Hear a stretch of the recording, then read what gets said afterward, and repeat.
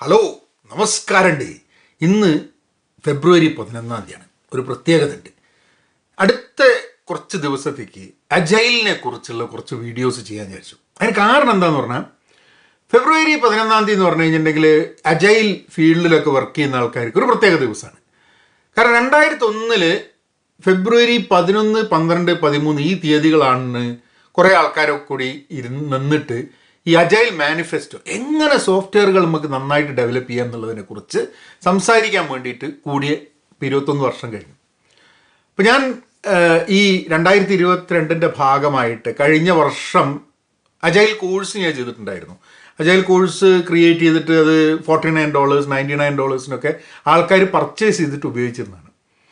അപ്പോൾ ഈ വർഷം ഞാൻ ചെയ്ത കോഴ്സസൊക്കെ പബ്ലിക് ആക്കിയിട്ട് യൂട്യൂബ് ചാനലിൽ അവൈലബിൾ ആക്കാൻ വിചാരിച്ചപ്പോൾ എന്നാൽ പിന്നെ അജൈൽ കോഴ്സും ഒക്കെ ആൾക്കാർക്ക് അവൈലബിൾ ആക്കാം എന്ന് വിചാരിച്ചു.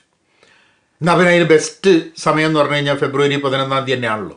ഈ ഒരു അജൈൽ മാനിഫെസ്റ്റോ 2001 ഇത് പുറത്തേക്ക് വന്നപ്പം എന്നാൽ പിന്നെ 21 വർഷം കഴിഞ്ഞിട്ട് മലയാളത്തിലുള്ള ഒരു അജൈൽ കോഴ്സ് എല്ലാവർക്കും അവൈലബിൾ ആക്കാന്നുള്ളത്, അതാണ് ഉദ്ദേശം.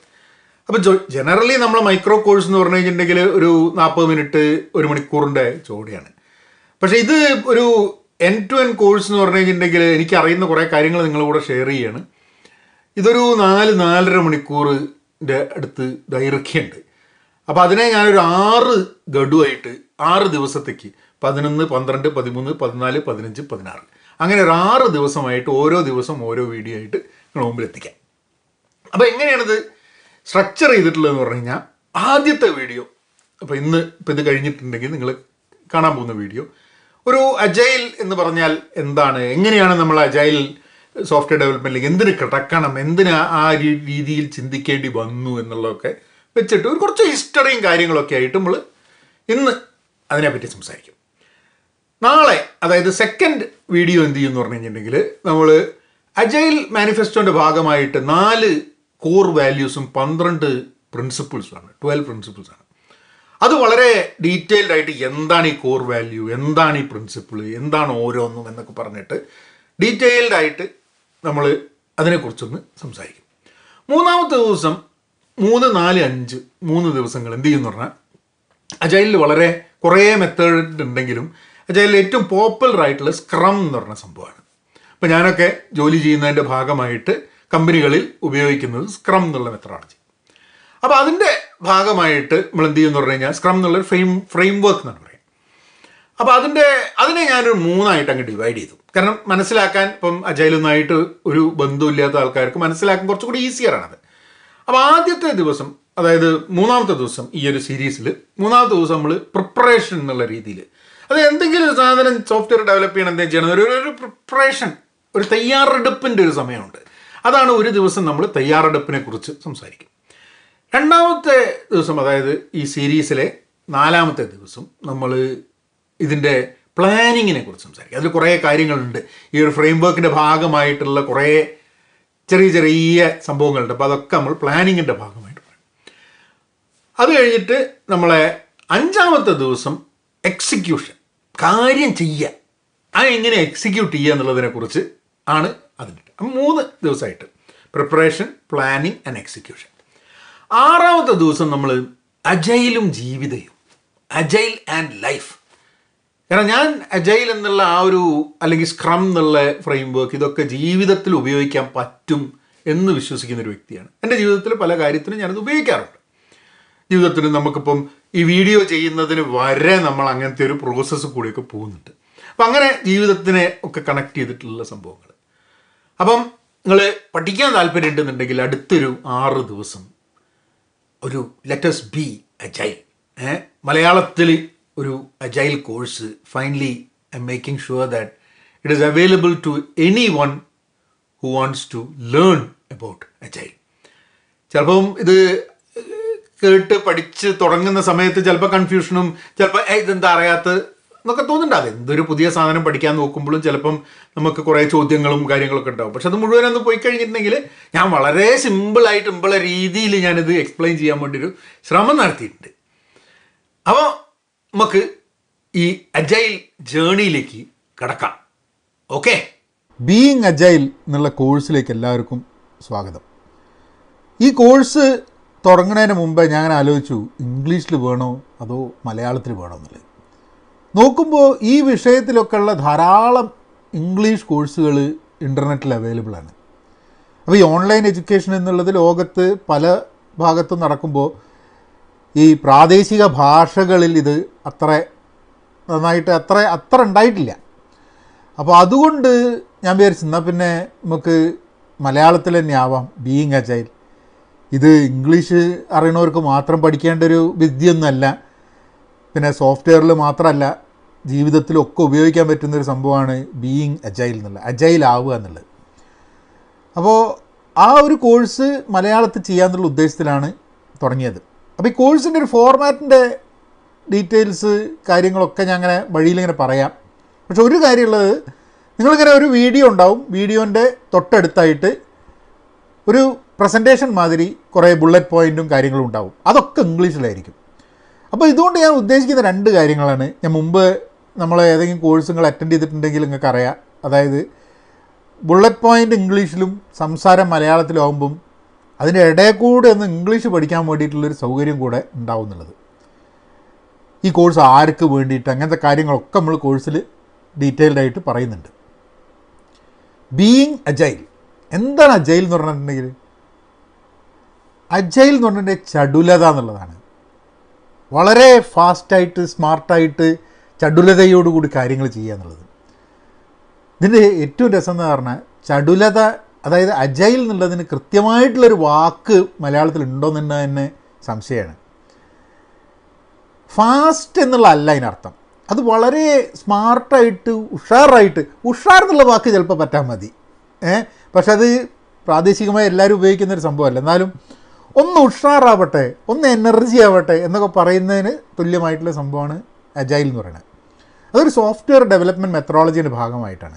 അപ്പോൾ അതൊക്കെ നമ്മൾ ഡീറ്റെയിൽഡായിട്ട് കോഴ്സിൻ്റെ ഭാഗമായിട്ട് ഞാൻ ഒരു കോൺവെർസേഷൻ ലൈനിലാണ്. അതായത് ഇങ്ങനെ നിങ്ങളോട് സംസാരിക്കുന്നത്, നിങ്ങൾ എൻ്റെ മുമ്പിൽ ഇരിക്കുന്നുണ്ടെങ്കിൽ എങ്ങനെയായിരിക്കും നമ്മളെ സംസാരം, ആ രീതിയിലാണ്. പിന്നെ ഭാഷ നമ്മളെ സ്ഥിരം സ്റ്റൈലായിട്ടുള്ള കോഴിക്കോടൻ ഭാഷയിൽ തന്നെ ആണ്. അധികം കോഴിക്കോട് ഇല്ലാണ്ട് ആക്കാൻ വേണ്ടി ശ്രമം നടത്താം. കാരണം ചില ആൾക്കാർക്ക് ചിലപ്പോൾ ഈ ഭാഷേനോട് ചില കാര്യങ്ങൾ പറയുമ്പോൾ മനസ്സിലായില്ല എന്നിരിക്കും. പക്ഷെ എന്നാലും ഇത്രയും കാലം വീഡിയോ ഒക്കെ കണ്ടമാൻ ആൾക്കാർ കാണുന്നുണ്ട്. പോൽക്കൊന്നും പ്രശ്നമില്ലാത്ത ആൾക്കാർ, അല്ലാത്ത ആൾക്കാർക്ക് ഇംഗ്ലീഷിൽ ആവാമല്ലോ. കാരണം എന്താണെന്ന് പറഞ്ഞാൽ മലയാളത്തിൽ തന്നെ ഈ പ്രോഗ്രാം ചെയ്യണം എന്നുള്ളത്, അല്ലെങ്കിൽ ഇത് പഠിക്കണം എന്നുള്ള വലിയ ആഗ്രഹമൊന്നുമില്ലല്ലോ. അപ്പോൾ അതിലൊക്കെ ആയിട്ട് ആൾക്കാർ പോട്ടെ. നമുക്ക് കോഴ്സിലേക്ക് കിടക്കാം. എൻ്റെ ഒരു കമ്പ്യൂട്ടർ ഇവിടെ ഉണ്ട്, അപ്പോൾ അതിൽ പ്രസൻറ്റേഷൻ ഉണ്ട്. അപ്പോൾ ഇടയ്ക്കിടയ്ക്ക് ഞാൻ ഇപ്പുറത്തേക്ക് നോക്കും. അപ്പോൾ അത് സൗകര്യമാണ് പോയിൻ്റുകൾ മിസ് ചെയ്യാണ്ടിരിക്കാൻ വേണ്ടിയിട്ട്. നമ്മൾ സാധാരണ വീഡിയോ ചെയ്യുന്ന മാതിരിയല്ലല്ലോ. അപ്പോൾ എല്ലാവർക്കും ഒന്നും കൂടെ ബീയിങ് അജൈൽ, അജൈൽ ആവുക. ഇത് ഇംഗ്ലീഷിൽ ബീയിങ് അജൈൽ എന്നുള്ളതുമാതിരി തന്നെ ഡൂയിങ് അജൈൽ എന്ന് ആൾക്കാർ പറയും. സത്യത്തിൽ ഡൂയിങ് അജൈൽ എന്ന് പറയാറില്ല, പറയാൻ പാടില്ല. കാരണം അജൈൽ എന്ന് പറയുന്നത് ചെയ്യാനുള്ളൊരു സംഭവമല്ല, ഡൂ ചെയ്യാൻ വേണ്ടിയിട്ടുള്ള സംഭവമല്ല. അത് ബീയിങ് ആവാനുള്ളതാണ്. നിങ്ങൾ അജൈൽ ചെയ്യില്ല, നിങ്ങൾ അജൈൽ ആവുക ചെയ്യുക. ഒരു മൈൻഡ് സെറ്റാണ്, ഒരു ചിന്താഗതിയാണ്. ആ ചിന്താഗതിയുടെ ഭാഗമായിട്ട് നിങ്ങൾക്ക് അങ്ങനെ മാറും, ട്രാൻസ്ഫോം ചെയ്യും അജൈൽ തിങ്കിങ്ങിലേക്ക്. അതാണ് അതിൻ്റെ ഹോൾ കോൺസെപ്റ്റ്. അപ്പോൾ എല്ലാവർക്കും സ്വാഗതം. നമുക്ക് കോഴ്സിലേക്ക് കിടക്കാം.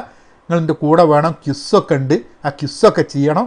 അപ്പോൾ ഇത് എങ്ങനെയെങ്കിലുമൊക്കെ നിങ്ങളുടെ ഔദ്യോഗിക ജീവിതത്തിൽ, നിങ്ങളുടെ ജീവിതത്തിൽ, നിങ്ങളുടെ പഠനത്തിൽ, അങ്ങനെ പല രീതിയിലും ഇതൊരു കോംപ്രിഹെൻസീവ് കോഴ്സൊന്നുമല്ല, ഒരു ക്രാഷ് കോഴ്സ് എന്നുള്ള രീതിയിലാണ് നമ്മളിത് പറയുന്നത്. അതായത് നിങ്ങൾക്ക് കുറേ കാര്യങ്ങൾ ബേസ് മനസ്സിലാവും. അത് കഴിഞ്ഞിട്ട് പിന്നെ കൂടുതൽ പഠിക്കണമെന്നുണ്ടെങ്കിൽ കൂടുതൽ കാര്യങ്ങൾ നമുക്ക്. പിന്നെ ഇനി വേറൊരു ഗുണം എന്താണെന്ന് പറഞ്ഞാൽ, ഈ കോഴ്സുകൾ ചെയ്ത് കഴിഞ്ഞിട്ടുണ്ടെങ്കിൽ പിന്നെ നമ്മൾ അജൈലിനെ പറ്റി എന്തെങ്കിലും ഒരു കോഴ്സൊക്കെ ചെയ്തിട്ടുണ്ട്, ഒരു അഡ്വാൻസ് കോഴ്സൊക്കെ ചെയ്ത് കഴിഞ്ഞിട്ടുണ്ടെങ്കിൽ നിങ്ങൾക്ക് ഉപകാരപ്പെടും എന്നുള്ളതുകൊണ്ടാണ്. അപ്പോൾ കോഴ്സിലേക്ക് കിടക്കുക. ഇങ്ങനെ വർത്താനം പറഞ്ഞ് കുത്തിരി കഴിഞ്ഞിട്ടുണ്ടെങ്കിൽ കോഴ്സിലേക്ക് കിടക്കില്ല.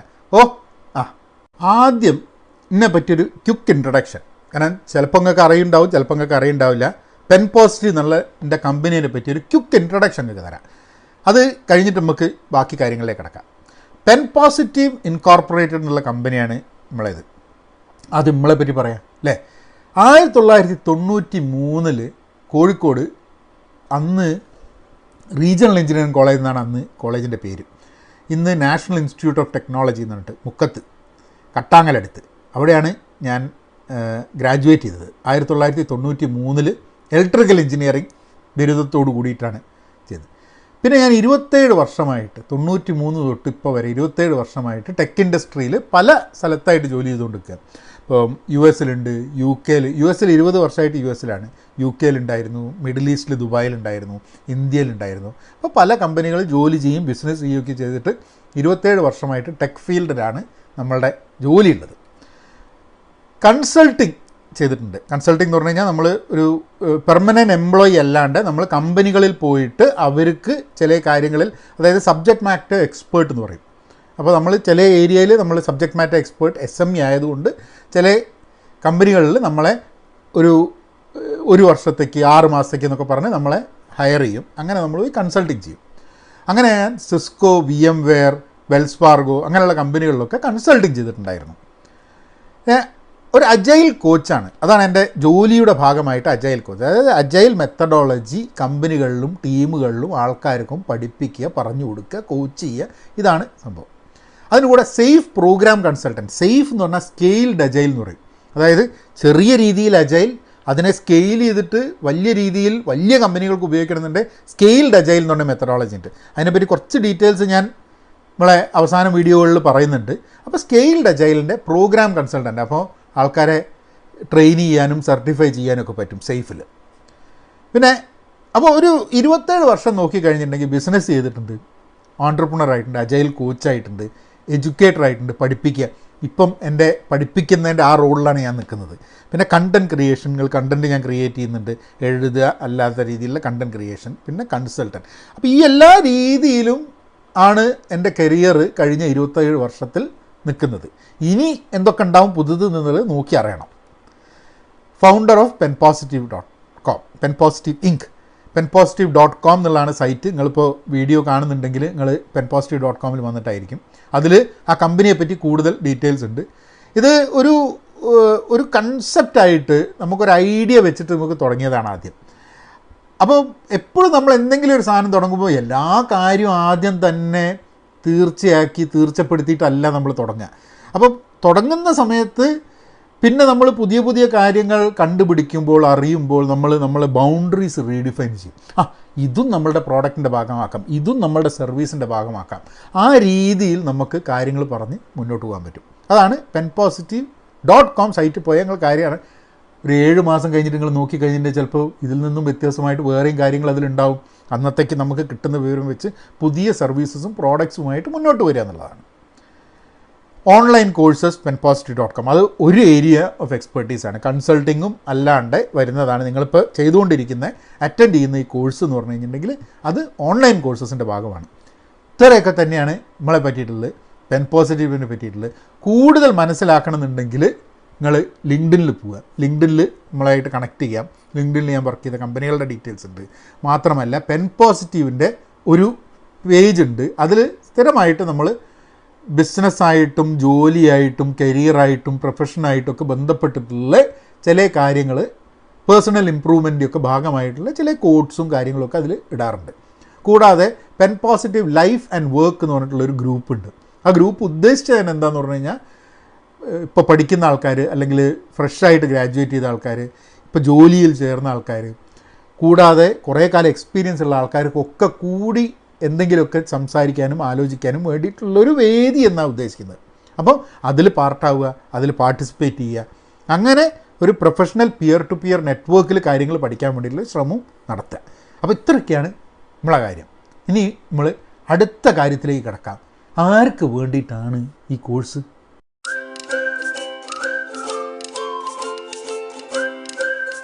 Who is this course for? ആർക്ക് വേണ്ടിയിട്ടാണ് ഈ കോഴ്സ്? ഒരു കോഴ്സ്, ഓൺലൈൻ കോഴ്സ് നമ്മൾ ചെയ്യുമ്പം ആദ്യം മനസ്സിൽ വരുന്നത് ഇതാർക്ക് വേണ്ടിയിട്ടാണ് ഇത് ചെയ്യുന്നത്, ആരാണ് ഈ കോഴ്സ് അറ്റൻഡ് ചെയ്യാൻ പോകുന്നത്, എന്താണ് ഈ കോഴ്സ് അറ്റൻഡ് ചെയ്ത് വഴി ആൾക്കാർക്ക് കിട്ടാൻ പോകുന്നത്, ഇങ്ങനെ കുറച്ച് ചോദ്യങ്ങളാണ്. അപ്പോൾ ഞാനിങ്ങനെ ലിസ്റ്റ് ഔട്ട് ചെയ്തു ആരൊക്കെ ആയിരിക്കും പ്രോബ്ലി ഈ കോഴ്സ് ചെയ്യാൻ താല്പര്യമുള്ളത്, അല്ലെങ്കിൽ ഇതുകൊണ്ട് ഗുണമുണ്ടാകുന്ന ആരൊക്കെയാണ്. ഒന്ന്, ആസ്പയറിങ് സോഫ്റ്റ്വെയർ എഞ്ചിനീയേഴ്സ്. അതായത് നിങ്ങളിപ്പോൾ കോളേജിൽ പഠിക്കുകയാണ്, അല്ലെങ്കിൽ ഹൈസ്കൂളിൽ പഠിക്കുകയാണ്. ഇപ്പോൾ സോഫ്റ്റ്വെയർ എന്ന് പറഞ്ഞാൽ കോളേജിൽ പഠിക്കുന്നതിന് മുമ്പ് തന്നെ ആൾക്കാർ സോഫ്റ്റ്വെയറിൽ അഗ്രഗണ്യന്മാരായിക്കൊണ്ടിരിക്കുന്ന കാലമാണ്. അപ്പോൾ നിങ്ങളൊരു സോഫ്റ്റ്വെയർ എഞ്ചിനീയർ ആവണം ആഗ്രഹിക്കുന്നൊരു വ്യക്തിയാണെങ്കിൽ ഒന്നെങ്കിൽ സ്കൂളിൽ പഠിക്കുക, കോളേജിൽ പഠിക്കുക, അല്ലെങ്കിൽ നിങ്ങൾ ഗ്രാജുവേറ്റ് ചെയ്തിട്ടുണ്ടാവും പക്ഷേ സോഫ്റ്റ്വെയർ പഠിക്കാൻ ഉദ്ദേശിക്കുന്നു, സോഫ്റ്റ്വെയർ എഞ്ചിനീയർ ആവാൻ ഉദ്ദേശിക്കുന്നു. അല്ലെങ്കിൽ ചിലപ്പോൾ നിങ്ങൾ സോഫ്റ്റ്വെയറായിട്ട് ഒരു ബന്ധമില്ലാത്തൊരു ഫീൽഡിൽ നിന്നും സോഫ്റ്റ്വെയറിലേക്ക് മാറാൻ ഉദ്ദേശിക്കുന്നു. അപ്പോൾ ഒരു ആസ്പയറിങ് സോഫ്റ്റ്വെയർ എഞ്ചിനീയർ, അതായത് സോഫ്റ്റ്വെയർ എഞ്ചിനീയർ ആവണമെന്ന ആഗ്രഹമുള്ള ആർക്ക് ഇത് ഒരു മെത്തഡോളജിയുടെ ഭാഗമായിട്ട് നിങ്ങൾക്ക് പഠിക്കാൻ പറ്റുന്നതാണ്. സ്റ്റുഡൻസ് ആൻഡ് ടീച്ചേഴ്സ്, വിദ്യാർത്ഥികളും അതേപോലെ തന്നെ ടീച്ചർമാർക്കും ഉപകാരപ്പെടും ഇത്. കാരണം നമ്മളിവിടെ സോഫ്റ്റ്വെയർ അല്ല പഠിപ്പിക്കുന്നത്. സോഫ്റ്റ്വെയർ പഠിപ്പിക്കുന്ന കുറേ സ്ഥലങ്ങളുണ്ട്. നിങ്ങൾക്ക് ജാവ പഠിപ്പിക്കുന്നത്, PHP പഠിപ്പിക്കുന്നത്, പൈത്തൺ പഠിപ്പിക്കുന്നത്, ഇതൊക്കെ പഠിപ്പിക്കുന്ന ധാരാളം ഇൻസ്റ്റിറ്റ്യൂട്ട്സ് ഒക്കെ ഉണ്ട്. പക്ഷേ ഈ സോഫ്റ്റ്വെയറിൻ്റെ മെത്തഡോളജി പഠിപ്പിക്കുന്നത്, എങ്ങനെയാണ് ഈ സോഫ്റ്റ്വെയർ ഉണ്ടാക്കുക, അതിൽ ഉള്ള ഈ അജൈൽ മെത്തേഡ് പഠിപ്പിക്കുന്ന, പ്രത്യേകിച്ച് മലയാളത്തിൽ പഠിപ്പിക്കുന്ന സ്ഥലങ്ങളില്ല. ഇത് പക്ഷേ സോഫ്റ്റ്വെയർ മാത്രമല്ല, സോഫ്റ്റ്വെയറിൽ നിന്നും കുറച്ചും കൂടെ അപ്പുറത്തേക്ക് ജീവിതത്തിലെയും വേറെ പല മേഖലകളിലെയും കാര്യങ്ങൾ അജൈൽ വഴി ചെയ്യാൻ പറ്റും. അപ്പോൾ വിദ്യാർത്ഥികളും സ്റ്റുഡൻസും അത് ഉപയോഗിക്കാൻ വേണ്ടി അതിൽ പഠിക്കാനുള്ള ശ്രമം നടത്തണമെന്ന് പറഞ്ഞാൽ ഒരു പഠന രീതിയിൽ തന്നെ ഒരു agile method, agile type of study and learning and teaching ചെയ്യാൻ വേണ്ടിയിട്ടുള്ള സാഹചര്യങ്ങൾ ഉണ്ട് എന്നുള്ളതുകൊണ്ട് സ്റ്റുഡൻസ് ആൻഡ് ടീച്ചേഴ്സിന് ഉപകാരപ്പെടും എന്നുള്ളതാണ് തോന്നുന്നത്.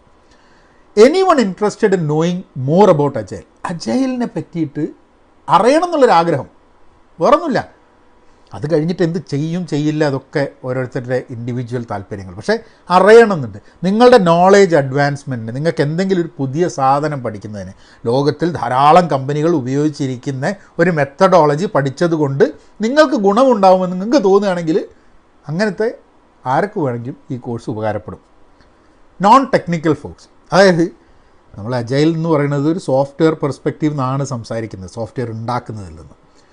പക്ഷേ ഈ ഒരു കോഴ്സ് സോഫ്റ്റ്വെയർ ഉണ്ടാക്കുന്നവർക്ക് മാത്രമായിട്ടല്ല ഞാൻ ഉണ്ടാക്കുന്നത്. സോഫ്റ്റ്വെയറുമായി ബന്ധമില്ലാത്ത ആൾക്കാർക്കും ഇത് കേട്ട് കഴിഞ്ഞിട്ടുണ്ടെങ്കിൽ, ഇത് ചെയ്ത് കഴിഞ്ഞിട്ടുണ്ടെങ്കിൽ, കോഴ്സ് ചെയ്ത് കഴിഞ്ഞിട്ടുണ്ടെങ്കിൽ എന്തെങ്കിലും ഒരു ഗുണം ഉണ്ടാവണം, ഒരു മെത്തേഡ്. അപ്പം നോൺ ടെക്നിക്കൽ ആൾക്കാർക്കും, ഇപ്പോൾ സോഫ്റ്റ്വെയർ കമ്പനിയിൽ വർക്ക് ചെയ്യുന്ന എല്ലാ ആൾക്കാരും സോഫ്റ്റ്വെയർ എഞ്ചിനീയേഴ്സ് ആണോ? അല്ല. സോഫ്റ്റ്വെയർ കമ്പനികളിൽ സോഫ്റ്റ്വെയറുമായിട്ടും ടെക്നിക്കൽ അല്ലാത്ത എത്രയോ ആൾക്കാർ വർക്ക് ചെയ്യുന്നുണ്ട്. സെയിൽസിലുള്ള ആൾക്കാരുണ്ട്, എന്തൊക്കെ മേഖലകളിൽ ഉള്ള ആൾക്കാർ സോഫ്റ്റ്വെയർ കമ്പനി വർക്ക് ചെയ്യുന്നുണ്ട്. അപ്പോൾ അങ്ങനത്തെ കമ്പനികളിൽ കൂടുതൽ ആൾക്കാരെ ആവശ്യം വരുമ്പോൾ അവിടെ നോൺ ടെക്നിക്കലായ ആൾക്കാർ വരുന്നു. ആ ആൾക്കാർക്ക് എന്തെങ്കിലുമൊക്കെ സോഫ്റ്റ്വെയറിനെ പറ്റി, മെത്തഡോളജിയെ പറ്റി അറിഞ്ഞിരിക്കുന്ന എപ്പോഴും ഗുണമല്ലേ? അതുകൊണ്ട് നോൺ ടെക്നിക്കൽ ആൾക്കാർക്കും ഈ കോഴ്സ് ഗുണം ചെയ്യുന്നുള്ളതാണ് എൻ്റെ ഒരു വിശ്വാസം. മാനേജേഴ്സിന് എന്താ, സോഫ്റ്റ്വെയർ അറിഞ്ഞോളണമെന്നില്ല. പക്ഷേ ചിലപ്പോൾ അവർ മാനേജ് ചെയ്യുന്നത് ഒരു സോഫ്റ്റ്വെയർ കമ്പനീനെ ആയിരിക്കും. നിങ്ങളൊരു സ്റ്റാർട്ടപ്പാണ്, നിങ്ങളൊരു ബിസിനസ്സുകാരനാണ്, നിങ്ങളൊരു ഇൻവെസ്റ്റ് ചെയ്തിട്ട് സോഫ്റ്റ്വെയർ കമ്പനി മേടിച്ചു, അല്ലെ നിങ്ങൾ ആ സോഫ്റ്റ്വെയറിൽ ഒരു ഡിവിഷൻ നിങ്ങൾ തുടങ്ങി. അപ്പോൾ നിങ്ങൾക്ക് സോഫ്റ്റ്വെയർ അറിഞ്ഞൂടാ, പക്ഷേ നിങ്ങളുടെ പുതിയ ഡിവിഷനിൽ സോഫ്റ്റ്വെയർ ഉണ്ട്. അപ്പോൾ അങ്ങനെ നിങ്ങളൊരു മാനേജർ ആണെങ്കിൽ എങ്ങനെയാണ് ഈ സോഫ്റ്റ്വെയർ ഉണ്ടാക്കുന്നത്, എന്താണ് ഈ മെത്തഡോളജി എന്ന് മനസ്സിലാക്കി കഴിഞ്ഞിട്ടുണ്ടെങ്കിൽ ബെറ്ററായിട്ട്, നന്നായിട്ട് നിങ്ങളെ ടീമിനെയും നിങ്ങളെ ഗ്രൂപ്പിനെയും മാനേജ് ചെയ്യാൻ നിങ്ങൾക്ക് പറ്റും. അപ്പോൾ ആ ഒരു ടൈപ്പ് മാനേജേഴ്സിന് വേണ്ടിയിട്ടും ഇത് ഉപകാരപ്പെടും എന്നാണ് വിശ്വാസം. സ്റ്റാർട്ടപ്പ് ഓണേഴ്സ്, നിങ്ങളൊരു സ്റ്റാർട്ടപ്പ് നടത്തുന്ന ആളാണ്, ഒരു കമ്പനി തുടങ്ങി. സോഫ്റ്റ്വെയർ കമ്പനി ആവാം, സോഫ്റ്റ്വെയർ അല്ലാത്ത കമ്പനി ആവാം. ഇന്ന് ഒരു കമ്പനി തുടങ്ങിയാലും നിങ്ങൾക്ക് സോഫ്റ്റ്വെയറുമായി ബന്ധമല്ലാതെ ചെയ്യാൻ ബുദ്ധിമുട്ടാണ്. നിങ്ങളെന്തെങ്കിലും വിൽക്കാനാണെങ്കിൽ അത് ഇ-കോമേഴ്സ് ഉണ്ടാവും അതിൽ. നിങ്ങളൊരു സെയിൽസിൻ്റെ കമ്പനി തുടങ്ങുകയാണെങ്കിൽ അതിലൊരു മാർക്കറ്റിങ്ങിൻ്റെയോ ഡിജിറ്റൽ മാർക്കറ്റിങ്ങിൻ്റെയോ അതിലും ഉണ്ടാവും കുറച്ച് സോഫ്റ്റ്വെയർ. സത്യം പറഞ്ഞാൽ സോഫ്റ്റ്വെയർ ഇല്ലാണ്ട് നിങ്ങൾക്ക് ഒരു ബിസിനസ് ഒന്നും ചെയ്യാൻ പറ്റില്ല എന്നുള്ള സ്ഥിതിയിലെത്തിയിട്ടുണ്ട്. അപ്പോൾ ഒരു സ്റ്റാർട്ടപ്പ് ഓണറാണെങ്കിൽ എന്തൊക്കെ നടക്കുന്നുണ്ട് എന്ന് മനസ്സിലാക്കുന്നത് എപ്പോഴും ഗുണകരമായിട്ടുള്ളൊരു സംഭവമാണ്. അപ്പോൾ സ്റ്റാർട്ടപ്പ് ഓണേഴ്സിനെ ഫോക്കസ്ഡാണ്. പിന്നെ സ്റ്റാർട്ടപ്പിൽ ഒരു ഗുണം കൂടെ എന്താ ഉള്ളതെന്ന് പറഞ്ഞാൽ, ചില മെത്തേഡ്സും മെത്തഡോളജിയും പ്രോസസ്സും ഒക്കെ ഒരു സ്റ്റാർട്ടപ്പ് കമ്പനിയിൽ ഇനീഷ്യലി ഉണ്ടാക്കാൻ ബുദ്ധിമുട്ടാണ്. അതായത് ആൾക്കാർ സോഫ്റ്റ്വെയർ ഉണ്ടാക്കുന്നതിൻ്റെ തിരക്കിൽ പ്രോസസ്സ് സെറ്റപ്പ് ചെയ്യാൻ സമയമെടുക്കുക, ചിലപ്പോൾ ചെയ്തോളണമെന്നില്ല. അപ്പോൾ അങ്ങനത്തെ ആൾക്കാർക്ക് ഇതൊരു ഉപകാരപ്രദമാവും ഈ ഒരു രീതിയിൽ മുന്നോട്ട് പോയി കഴിഞ്ഞിട്ടുണ്ടെങ്കിൽ. Anyone interested in being agile, അതായത് അജൈൽ ആവണം, ഉഷാറാവണം എന്നുണ്ടെങ്കിൽ നിങ്ങൾക്ക് ഈ കോഴ്സ് ചെയ്യാം. എന്തെങ്കിലുമൊക്കെ ഗുണങ്ങൾ കിട്ടുന്നുള്ളത് ആണ് എൻ്റെ ഒരു പ്രതീക്ഷ. അപ്പോൾ നമുക്ക് കോഴ്സിലേക്ക് കിടക്കാം. അതിന് മുമ്പേ കോഴ്സിലേക്ക് കംപ്ലീറ്റ് അതിൻ്റെ മീറ്റ് ഓഫ് ദ കോഴ്സ് അതിലേക്ക് കിടക്കുന്നതിന് മുമ്പേ കുറച്ച് നമുക്ക് ഈ കോഴ്സിൻ്റെ സ്ട്രക്ചർ എന്താണെന്നുള്ളത് നമുക്ക് നോക്കാം. വാട്ട് ഈസ് ഇൻക്ലൂഡഡ്, എന്താണുള്ളത് ഈ കോഴ്സിൻ്റെ ഭാഗമായിട്ട്. കുറേ സെക്ഷൻസ് എന്തൊക്കെയുള്ളതെന്ന് നമുക്ക് നോക്കുക. മൾട്ടിപ്പിൾ സെക്ഷൻസാണ്, കുറേ സെക്ഷനുകളായിട്ടാണ് ഈ കോഴ്സ് ഇതായിട്ടുള്ളത്. ഓരോ സെക്ഷൻ്റെ ഉള്ളിലും കുറേ ലെക്ചറുകളുണ്ട്. അപ്പോൾ ഈ സെക്ഷൻസ് ഏതാണെന്നുള്ളത് ഞാൻ നിങ്ങളെ അതൊന്ന് കൊണ്ടുപോകാം. അപ്പോൾ നമുക്കൊരു ഐഡിയ ഉണ്ടാവും എന്താണെന്നുള്ളത്. Introduction to SDLC and waterfall. അത് SDLC എന്ന് പറഞ്ഞാൽ സോഫ്റ്റ്വെയർ ഡെവലപ്മെൻറ്റ് ലൈഫ് സൈക്കിൾ. എങ്ങനെ ഒരു പ്രോസസ് വൈസ് ഒരു സോഫ്റ്റ്വെയർ ഉണ്ടാവുന്നു എന്നുള്ളതിനെ പറ്റിയിട്ടുള്ള introduction to software development life cycle. Introduction ഉള്ളൂ കേട്ടോ, ഇൻഡെപ്തായിട്ട് ഡീറ്റെയിൽഡ് ആയിട്ട് പോകാൻ സ്കോപ്പില്ല ഇവിടെ. എന്നാലും നിങ്ങൾക്കൊരു ഇൻട്രൊഡക്ഷൻ കിട്ടും. ആദ്യമായിട്ടാണ് SDLC എന്ന് കേൾക്കുന്നുണ്ടെന്നുണ്ടെങ്കിൽ നാളെ SDLC എന്ന് പറഞ്ഞു കഴിഞ്ഞിട്ടുണ്ടെങ്കിൽ നിങ്ങൾക്ക് കാര്യം മനസ്സിലാവും. വാട്ടർഫാൾ എന്നുള്ളൊരു മെത്തേഡുണ്ട്. ട്രഡീഷണൽ, അതായത് പണ്ട് കാലത്ത് അജൈലൊക്കെ വരുന്നതിൻ്റെ മുമ്പ് സോഫ്റ്റ്വെയർ ഡെവലപ്പ് ചെയ്തിരുന്ന ഒരു കാര്യമാണ് വാട്ടർഫാൾ. അതെന്തിനാണ് പഠിപ്പിക്കണമെന്ന് പറഞ്ഞു കഴിഞ്ഞിട്ടുണ്ടെങ്കിൽ അജൈൽ എന്നുള്ളതിൻ്റെ ആ ഒരു പ്രോസസ്സിൻ്റെ ഭംഗി അപ്രീഷിയേറ്റ് ചെയ്യണമെന്നുണ്ടെങ്കിൽ അതിന് മുമ്പ് എങ്ങനെയായിരുന്നു എന്നുള്ളത് അറിയണം. നമ്മളെപ്പോഴും അങ്ങനെയാണ് നമ്മൾ ഒരു പുതിയ സാധനം നല്ലതാണെന്ന് മനസ്സിലാക്കുന്നത്, അതിന് മുൻപുള്ള സാധനത്തിൻ്റെ പോരായ്മകൾ മനസ്സിലാക്കിയിട്ടാണ്. അപ്പോൾ നമ്മൾ അത് മനസ്സിലാക്കി കഴിഞ്ഞിട്ട് നേരെ അജൈൽ മൂവ്മെൻറ്റ് എന്നുള്ള ഒരു സെക്ഷനിലേക്ക് പോകും. അതായത് എന്താണ് അജൈൽ? ഒരു മൂവ്മെൻറ്റ് എന്ന് പറഞ്ഞാൽ ഒരു കുറേ കാലമായിട്ട് ആൾക്കാർ ചിന്തിച്ച് ആൾക്കാർ ബിൽഡപ്പ് ചെയ്ത ഒരു പ്രോസസ്സാണ്. അതൊരു മൂവ്മെൻറ്റ് മാതിരിയായിട്ടാണ് ഇപ്പോൾ നടക്കുന്നത്. കാരണം കുറേ ആൾക്കാർ അവരവരുടെ രീതിയിൽ അജൈൽ ആവുക എങ്ങനെയാണെന്നുള്ള ചർച്ച ചെയ്തിട്ട് ഇപ്പം നിങ്ങൾ നോക്കിക്കഴിഞ്ഞിട്ടുണ്ടെങ്കിൽ അജൈൽ അംബ്രല്ല എന്നും പറഞ്ഞിട്ട് അതിൻ്റെ ഉള്ളിൽ എന്തൊക്കെ തരത്തിലുള്ള മെത്തേഡ്സ് ഉണ്ട് എന്നുള്ളത് അത്. പിന്നെ agile manifesto, agile core values, അതേപോലെ അജൈൽ പ്രിൻസിപ്പിൾസ്, ഇങ്ങനത്തെ ഡീറ്റെയിൽസ് ഒക്കെ നമ്മൾ ഈ സെക്ഷനിൽ കവർ ചെയ്യും. Scrum basic. അപ്പോൾ അജൈലിൽ കുറേ മെത്തഡോളജി ഉണ്ടെങ്കിലും ഏറ്റവും പോപ്പുലറായ ഒരു മെത്തേഡാണ് സ്ക്രം എന്ന് പറയുന്നത്. അപ്പോൾ ആ സ്ക്രം മെത്തഡോളജി എന്താണ് എന്നുള്ളതിൻ്റെ അതിൻ്റെ ബേസിക് ആയിട്ടുള്ളൊരു സെക്ഷൻ ഉണ്ട്. അത് നിങ്ങളൊന്ന് പറഞ്ഞുതരാം. ഒരു ബേസിക്കായിട്ട് വളരെ സിമ്പിളായിട്ട് സ്ക്രം എന്താണ് എന്ന്, അതായത് നമ്മൾ ഡീപ്പ് ഡൈവ് ചെയ്തിട്ട് വളരെ ഡീറ്റെയിൽഡായി സ്ക്രം പഠിച്ചുകൊണ്ടിരിക്കുന്ന അതിന് മുമ്പേ മനസ്സിലാക്കാൻ വേണ്ടിയിട്ടുള്ള ഒരു ബേസിക് സെക്ഷൻ. അത് കഴിഞ്ഞ് സ്ക്രം ലൈഫ് സൈക്കിൾ എന്താണെന്നുള്ളത്, എൻഡ് ടു എൻഡ് ഒരു സ്ക്രം ലൈഫ് സൈക്കിൾ എന്ന് പറഞ്ഞു കഴിഞ്ഞാൽ എന്തൊക്കെ ഉണ്ടെന്നുള്ളത്. Sprint planning, sprints, customer, product owner, development team, scrum master, daily standup, retrospect, ഇങ്ങനെ കുറേ കാര്യങ്ങളൊക്കെ കൂടിയിട്ടുള്ള സ്ക്രം ലൈഫ് സൈക്കിൾ എന്നുള്ള സംഭവം എൻഡ് ടു എൻഡ് നമ്മൾ ആ സെക്ഷനിൽ നോക്കും. പിന്നെ ഞാനെന്താ ചെയ്തതെന്ന് പറഞ്ഞാൽ ഈ സ്ക്രം ലൈഫ് സൈക്കിളിനെ ഞാനായിട്ട് മുറിച്ചു 3 പാർട്ടാക്കി, പഠിക്കാൻ വേണ്ടിയിട്ടുള്ള എളുപ്പത്തിനും പഠിപ്പിക്കാൻ വേണ്ടിയിട്ടുള്ള എളുപ്പത്തിനും. ആദ്യത്തേത് പ്രിപ്പയർ, തയ്യാറെടുപ്പ്. ഒരു സെക്ഷൻ തയ്യാറെടുപ്പ്, അതായത് സ്ക്രം പ്രോസസ്സിനെ 3ആയി മാറ്റിയിട്ട് ആദ്യത്തെ പാർട്ടാണ് പ്രിപ്പയർ.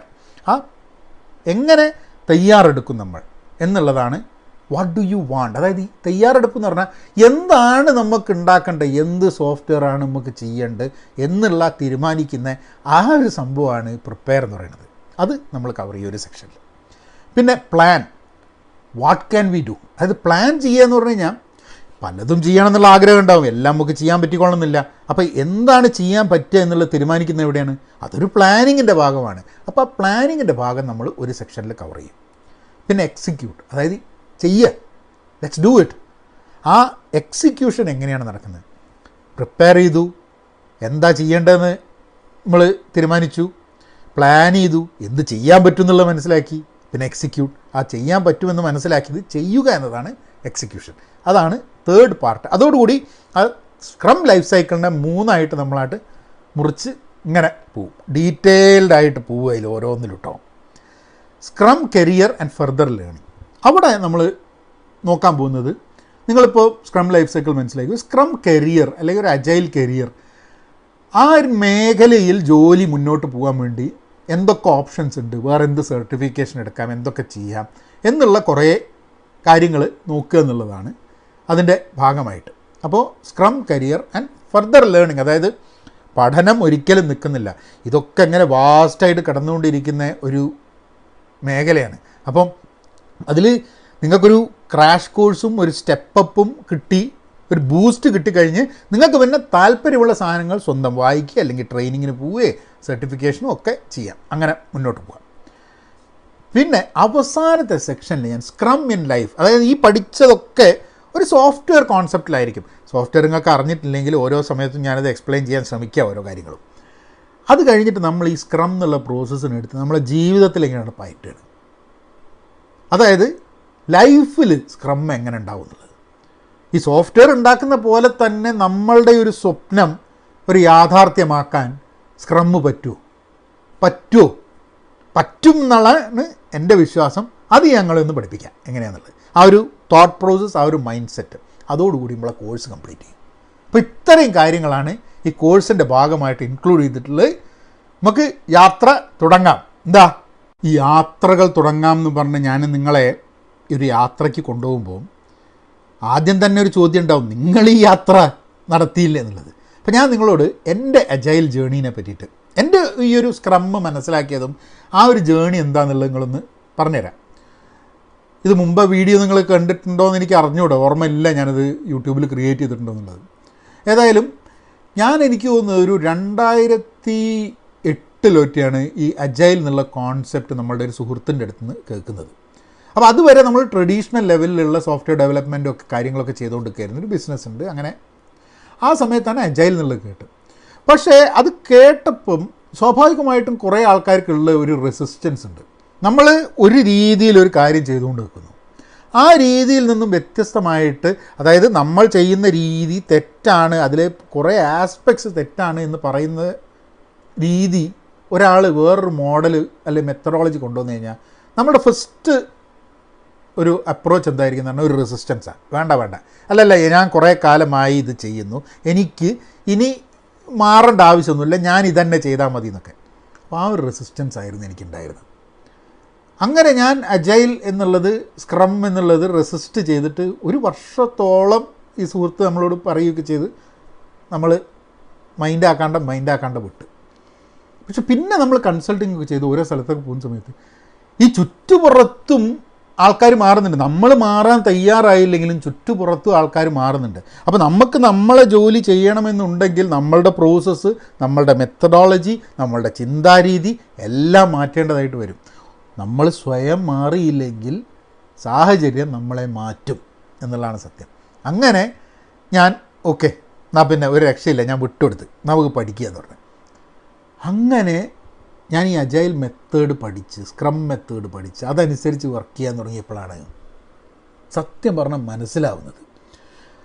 മുൻപ് നമ്മൾ വളരെ ടഫായിട്ട് അല്ലെങ്കിൽ പ്രെഡിക്റ്റ് ചെയ്യാൻ പറ്റാതെ ചില കാര്യങ്ങൾ മര്യാദയ്ക്ക് ചെയ്യാൻ പറ്റാണ്ട് ആകെ പ്രശ്നമായി നിൽക്കുന്നത് കുറേ ക്ലാരിറ്റി കൊണ്ടുവരാൻ വേണ്ടിയിട്ട് ഈ അജൈൽ പ്രോസസ്സിന് കഴിയുന്നുണ്ട്.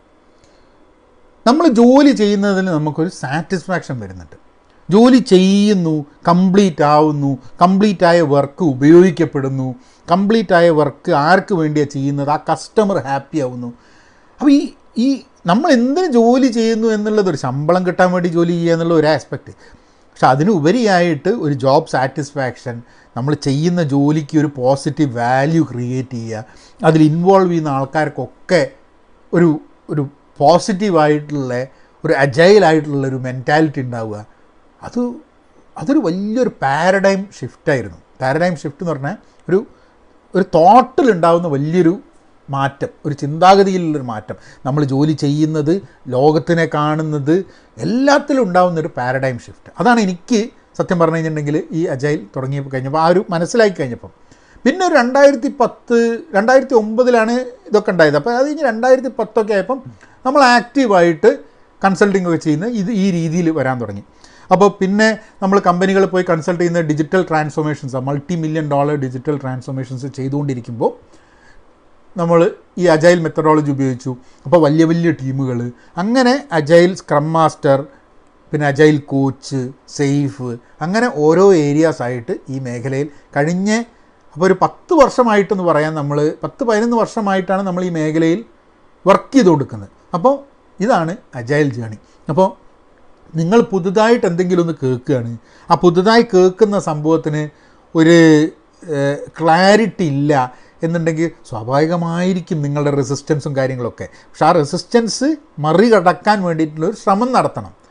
ചുറ്റുപുറത്തും മാറുന്നുണ്ടോ എന്ന് മനസ്സിലാക്കി നമ്മളും മാറാൻ വേണ്ടിയിട്ടുള്ള ശ്രമം നടത്തണം. അത് അജൈലിൽ വളരെ ഇമ്പോർട്ടൻ്റ് ആയിട്ടുള്ള, അജൈൽ മൈൻഡ് സെറ്റിൽ ഇമ്പോർട്ടൻ്റ് ആയിട്ടുള്ള സംഭവമാണ് മാറ്റം, ചേഞ്ച്. ആ ചേഞ്ച് എംബ്രേസ് ചെയ്യുക, കെട്ടിപ്പിടിക്കുക ചേഞ്ചിനെ, അതിനെ എതിർക്കാതെ അതിനെ അതിന് യോജിച്ച് ആ ചേഞ്ചിനനുസരിച്ച് മുന്നോട്ട് പോകാൻ വേണ്ടിയിട്ടുള്ള ആ ഒരു മൈൻഡ് സെറ്റും കൂടിയാണ് അജൈൽ, ബീയിങ് അജൈൽ എന്നുണ്ടെങ്കിൽ. അതാണ് എൻ്റെ ജേണി ഇവിടെ. എന്നിട്ട് ഇന്ന് നിങ്ങളോട് ക്ലാസ് കൊടുക്കണം. അപ്പോൾ നമുക്ക് ഇനി നമ്മളുടെ മീറ്റ് ഓഫ് ദ കോഴ്സിലേക്ക് കിടക്കാം. Understanding SDLC. SDLC എന്ന് പറഞ്ഞു കഴിഞ്ഞാൽ സോഫ്റ്റ്വെയർ ഡെവലപ്മെൻറ്റ് ലൈഫ് സൈക്കിൾ എന്നാണ്. അതായത് ഒരു സോഫ്റ്റ്വെയറിനെ ജനനം കൊടുത്ത് ഉണ്ടാക്കി കൊണ്ടുവരുന്ന ആ ഒരു പ്രോസസ്സാണ്, ആ ലൈഫ് സൈക്കിളാണ് സോഫ്റ്റ്വെയർ ഡെവലപ്മെൻറ്റ് ലൈഫ് സൈക്കിൾ. ഇതിൽ ജനറലി ആൾക്കാർ പഠിപ്പിക്കുന്ന സമയത്ത് ഉപയോഗിക്കുന്നൊരു അനോളജി തന്നെ ഞാൻ ഉപയോഗിക്കാം. അതായത് ഒരു വീട് ഉണ്ടാക്കുന്നത്, നിങ്ങൾക്കൊരു വീട് ഉണ്ടാക്കണമെന്ന് നിങ്ങൾക്കൊരു സ്വപ്നം ഉണ്ടാവും, ഇതാണ് വേണ്ടതെന്നുള്ളത്. അപ്പോൾ നിങ്ങൾ എന്ത് ചെയ്യുന്ന പറഞ്ഞാൽ ഒരു ആർക്കിടെക്റ്റിൻ്റെ അടുത്ത് പോയിട്ട് നിങ്ങൾ പറയും ഇതൊക്കെയാണ് വേണ്ടത്, അല്ലെങ്കിൽ ഒരു കൺസൾട്ടിങ് കമ്പനീൻ്റെ അടുത്ത് പോയി പറയും ഇങ്ങനൊരു വീടാണ് വേണ്ടതെന്നുള്ളത്. അപ്പോൾ മൂപ്പര് നിങ്ങളുടെ അടുത്ത് നിന്ന് എല്ലാ റിക്വയർമെൻറ്റ്സും മനസ്സിലാക്കും, ഇതൊക്കെയാണ് സാധനം എന്നുള്ളത്. അത് കഴിഞ്ഞ് എന്ത് ചെയ്യുമെന്ന് പറഞ്ഞു കഴിഞ്ഞാൽ ഒരു പ്ലാൻ ഉണ്ടാക്കും, ഒരു ഫ്ലോർ പ്ലാന് ഡിസൈന് ഒക്കെ ഉണ്ടാക്കി നിങ്ങളടുത്ത് ചോദിച്ച് നിങ്ങളോട് ചോദിക്കും ഇത് ഉഷാറാണോ എന്നുള്ളത്. അപ്പോൾ നിങ്ങൾ പറയും ഇത് നന്നായി, അല്ലെങ്കിൽ ഇങ്ങനെ മാറ്റണം അങ്ങനെ മാറ്റണം എന്നൊക്കെ പറഞ്ഞ് റിക്വയർമെൻറ്റ്സും അതേമാതിരി ഡിസൈനും ഒക്കെ ഇതാക്കി കഴിഞ്ഞ് പിന്നെ ഡിസൈൻ അപ്രൂവ് ചെയ്യാൻ പോവും. അത് ഡിസൈൻ അപ്രൂവലൊക്കെ കഴിഞ്ഞ് പിന്നെ കുറേ ആൾക്കാരെയൊക്കെ വിളിച്ച് നിങ്ങൾ വീടുണ്ടാക്കാൻ തുടങ്ങും. അതിൽ വീടുണ്ടാക്കുന്ന സമയത്തും ഓരോ ജോലികളുണ്ട്. വീടുണ്ടാക്കുമ്പോൾ പല പല കാര്യങ്ങളുണ്ട്, പെയിൻ്റ് അടിക്കുന്നതുണ്ട്, പൈലിംഗ് ഉണ്ട്, അങ്ങനെ പല പല കാര്യങ്ങളുണ്ട്. അപ്പോൾ ഈ എല്ലാ കാര്യങ്ങളും ഒരാൾക്ക് ചെയ്യാൻ പറ്റിക്കൊള്ളുന്നില്ല. അപ്പം നിങ്ങൾ അതിന് വേണ്ടിയിട്ടുള്ള ആൾക്കാരെ കൊണ്ടുവന്ന് അല്ലെങ്കിൽ അതിന് വേണ്ടിയിട്ടുള്ള ടീമുകളെ കൊണ്ടുവന്ന് ഒരുമിച്ച് കൊണ്ടുവന്ന് ഇങ്ങനെ വീടുണ്ടാക്കും. വീടുണ്ടാക്കി കഴിഞ്ഞിട്ട് പിന്നെ താക്കോൽ തരുന്നതിൻ്റെ മുമ്പേ വീട് ഇൻസ്പെക്റ്റ് ചെയ്യും. അത് അതോറിറ്റീസ് ഇൻസ്പെക്റ്റ് ചെയ്യും, നിങ്ങൾ ഇൻസ്പെക്റ്റ് ചെയ്യും, അതിൻ്റെ മുകളിലുള്ള പ്രശ്നങ്ങൾ, അതിൻ്റെ സെക്യൂരിറ്റി, ഇങ്ങനെ കുറേ സാധനങ്ങൾ ഇൻസ്പെക്റ്റ് ചെയ്യും. അതൊക്കെ കഴിഞ്ഞിട്ടാണ് എന്ത് പറ്റുക, നിങ്ങളടുത്ത് താക്കോൽ നിങ്ങൾ വീടുണ്ടാക്കുക. പക്ഷേ അല്ല വീട്ടിൽ താമസാക്കുക. വീട്ടിൽ താമസാക്കി കഴിഞ്ഞാലോ, താമസാക്കി കഴിഞ്ഞ് കഴിഞ്ഞിട്ടുണ്ടെങ്കിൽ പിന്നെ ഇത് മെയിൻ്റനൻസ് ഇല്ലേ, അതായത് കാലാകാലം നോക്കാണ്ടിരുന്ന റൂഫിൻ്റെ അതേമാതിരി പെയിൻറ്റ്, ഇങ്ങനെ കുറേ മരാമത്ത് പണികളും ഉണ്ടാവും. അപ്പോൾ അങ്ങനെയാണ് ഒരു വീട് ഉണ്ടാക്കുന്നത്. സത്യം പറഞ്ഞാൽ അങ്ങനെയൊക്കെ തന്നെയാണ് സോഫ്റ്റ്വെയർ ഉണ്ടാക്കുന്നതിൻ്റെ ഒരു രീതി ഉള്ളത്. അപ്പോൾ ആ ഇത് മനസ്സിൽ വെച്ചുകൊണ്ട് നമുക്ക് സോഫ്റ്റ്വെയർ ഡെവലപ്മെൻറ്റ് ലൈഫ് സൈക്കിളിൻ്റെ പ്രോസസ്സ് കൂടെ ഒന്ന് പോകാം. ആദ്യത്തെ സംഭവം പ്ലാനിങ് ആൻഡ് അനാലിസിസ്. ഈ സംഭവത്താണ് ശരിക്കും പറഞ്ഞാൽ റിക്വയർമെൻറ്റ്സ് കണ്ടെത്തുക എന്നുള്ളത്. അതായത് നിങ്ങൾക്ക് എന്ത് വീടാണെന്നുള്ളത് കൺസൾട്ടിങ് കമ്പനിക്ക് നിങ്ങൾ ഏർപ്പാടായി കഴിഞ്ഞ് ഓല് നിങ്ങളോട് ചോദിക്കും എത്ര മുറി വേണോ, മുറിക്ക് എത്ര വലുപ്പം വേണോ, എന്തൊക്കെ വേണം മുറിയിൽ, എവിടെയാണ് 2 നിലയാണോ 3 നിലയാണോ, എന്താണ് ലിഫ്റ്റ് വേണം, ഇപ്പോൾ ലിഫ്റ്റൊക്കെ ഉണ്ട് വീട്ടിന്. അപ്പോൾ അങ്ങനെയുള്ള കുറേ കാര്യങ്ങളും കൂടി ചോദിക്കില്ലേ. അതേമാതിരി സോഫ്റ്റ്വെയർ ഉണ്ടാക്കുന്ന സമയത്ത് റിക്വയർമെൻറ്റ്സ് ചോദിക്കും. അത് ഒരാളോടല്ല ചോദിക്കുക. നിങ്ങളൊരു കമ്പനിയിൽ ഒരു സോഫ്റ്റ്വെയർ ഉണ്ടാക്കണമെന്നുണ്ടെങ്കിൽ ആ കമ്പനിയിൽ ഇപ്പോൾ ഒരു HR ഡിപ്പാർട്ട്മെൻറ്റിലാണ് നിങ്ങൾക്ക് സോഫ്റ്റ്വെയർ ഉണ്ടാക്കേണ്ടത്, അല്ലെങ്കിൽ ഒരു അക്കൗണ്ട്സ് ഡിപ്പാർട്ട്മെൻറ്റാണ്, അതിൽ അക്കൗണ്ടിങ് മാനേജർ അനുസരിച്ച് അവിടെ അക്കൗണ്ടൻസ് അനുസരിച്ച് പല കാര്യങ്ങൾ അവരുടെ അക്കൗണ്ടിങ് സിസ്റ്റം എന്താണെന്ന് മനസ്സിലാക്കുക. ആ സിസ്റ്റത്തിന് വേണ്ടി അപ്പോൾ എന്ത് റിക്വയർമെൻറ്റാണ് വേണ്ടതെന്നുള്ള സാധനങ്ങൾ കംപ്ലീറ്റ് ഈ പ്ലാനിങ് ആൻഡ് അനാലിസിസ് ഭാഗത്തിലേക്ക് വരും. എന്നിട്ട് ആ സാധനം കൂടി ഡിഫൈൻ ചെയ്യും ഇവർ. ഇത് ചോദിച്ച് അനാലിസിസ് ചെയ്തിട്ട് മനസ്സിലാക്കുന്നത് എന്തൊക്കെയാണെന്നുള്ളത്. അത് കഴിഞ്ഞ് ഈ റിക്വയർമെൻറ്റ്സ് ഇവർ എഴുതും, ഡോക്യുമെൻ്റ് ചെയ്യുകയും ചെയ്യും.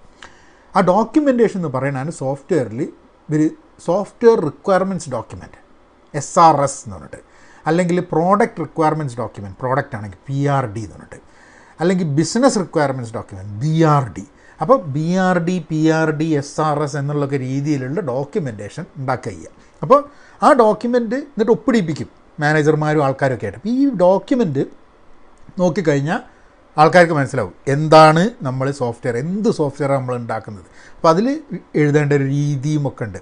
അപ്പോൾ ബിസിനസ് അനാലിസിസ് എന്നുള്ള ജോലിയിലുള്ള ആൾക്കാർ ചെയ്യുന്നത് ഈ എൻഡ് യൂസേഴ്സിനെയും ആൾക്കാരെടുത്ത് പോയി ചോദിച്ചിട്ട് എന്താണ് ഓരോ അക്കൗണ്ടൻ്റ് അടുത്തും അല്ലെങ്കിൽ ഓരോ HR മാനേജറുടെ അടുത്ത് ചോദിച്ചു നിങ്ങൾക്ക് എന്താ വേണ്ടതെന്ന് മനസ്സിലാക്കി അതിൻ്റെ റിക്വയർമെൻറ്റ്സ് എഴുതി ഉണ്ടാക്കാനുള്ള രീതി ഉണ്ട്. ആ രീതിയാണ് സത്യം പറഞ്ഞു കഴിഞ്ഞാൽ ഈ ബിസിനസ് അനലിസ്റ്റൊക്കെ ചെയ്യുന്നത്. അപ്പോൾ ഡിഫൈൻ ചെയ്യും, ഡോക്യുമെൻ്റ് ചെയ്യും, പിന്നെ അത് കഴിഞ്ഞാൽ ഡിസൈൻ ചെയ്യും. അതാണ് ആർക്കിടെക്ട്സ് വരും, സോഫ്റ്റ്വെയർ എഞ്ചിനീയേഴ്സ് ആർക്കിടെക്ട്സ് ഒക്കെ വന്നിട്ട് ഇത് ഡിസൈൻ ചെയ്യും. എന്തൊരു സോഫ്റ്റ്വെയർ ഉണ്ടാക്കുന്നതിന് മുമ്പേ ഒരു ആർക്കിടെക്റ്റ് ചെയ്യാനുണ്ട്, ഒരു ഡിസൈൻ ചെയ്യാനുണ്ട്. ഇതാണ് സംഭവം എന്നുള്ളത്. അപ്പോൾ ആ ഡിസൈൻ ചെയ്യുന്ന ഫേസാണ് നെക്സ്റ്റ്. അത് കഴിഞ്ഞിട്ട് ബിൽഡിംഗ് ഓർ ഡെവലപ്പിംഗ്.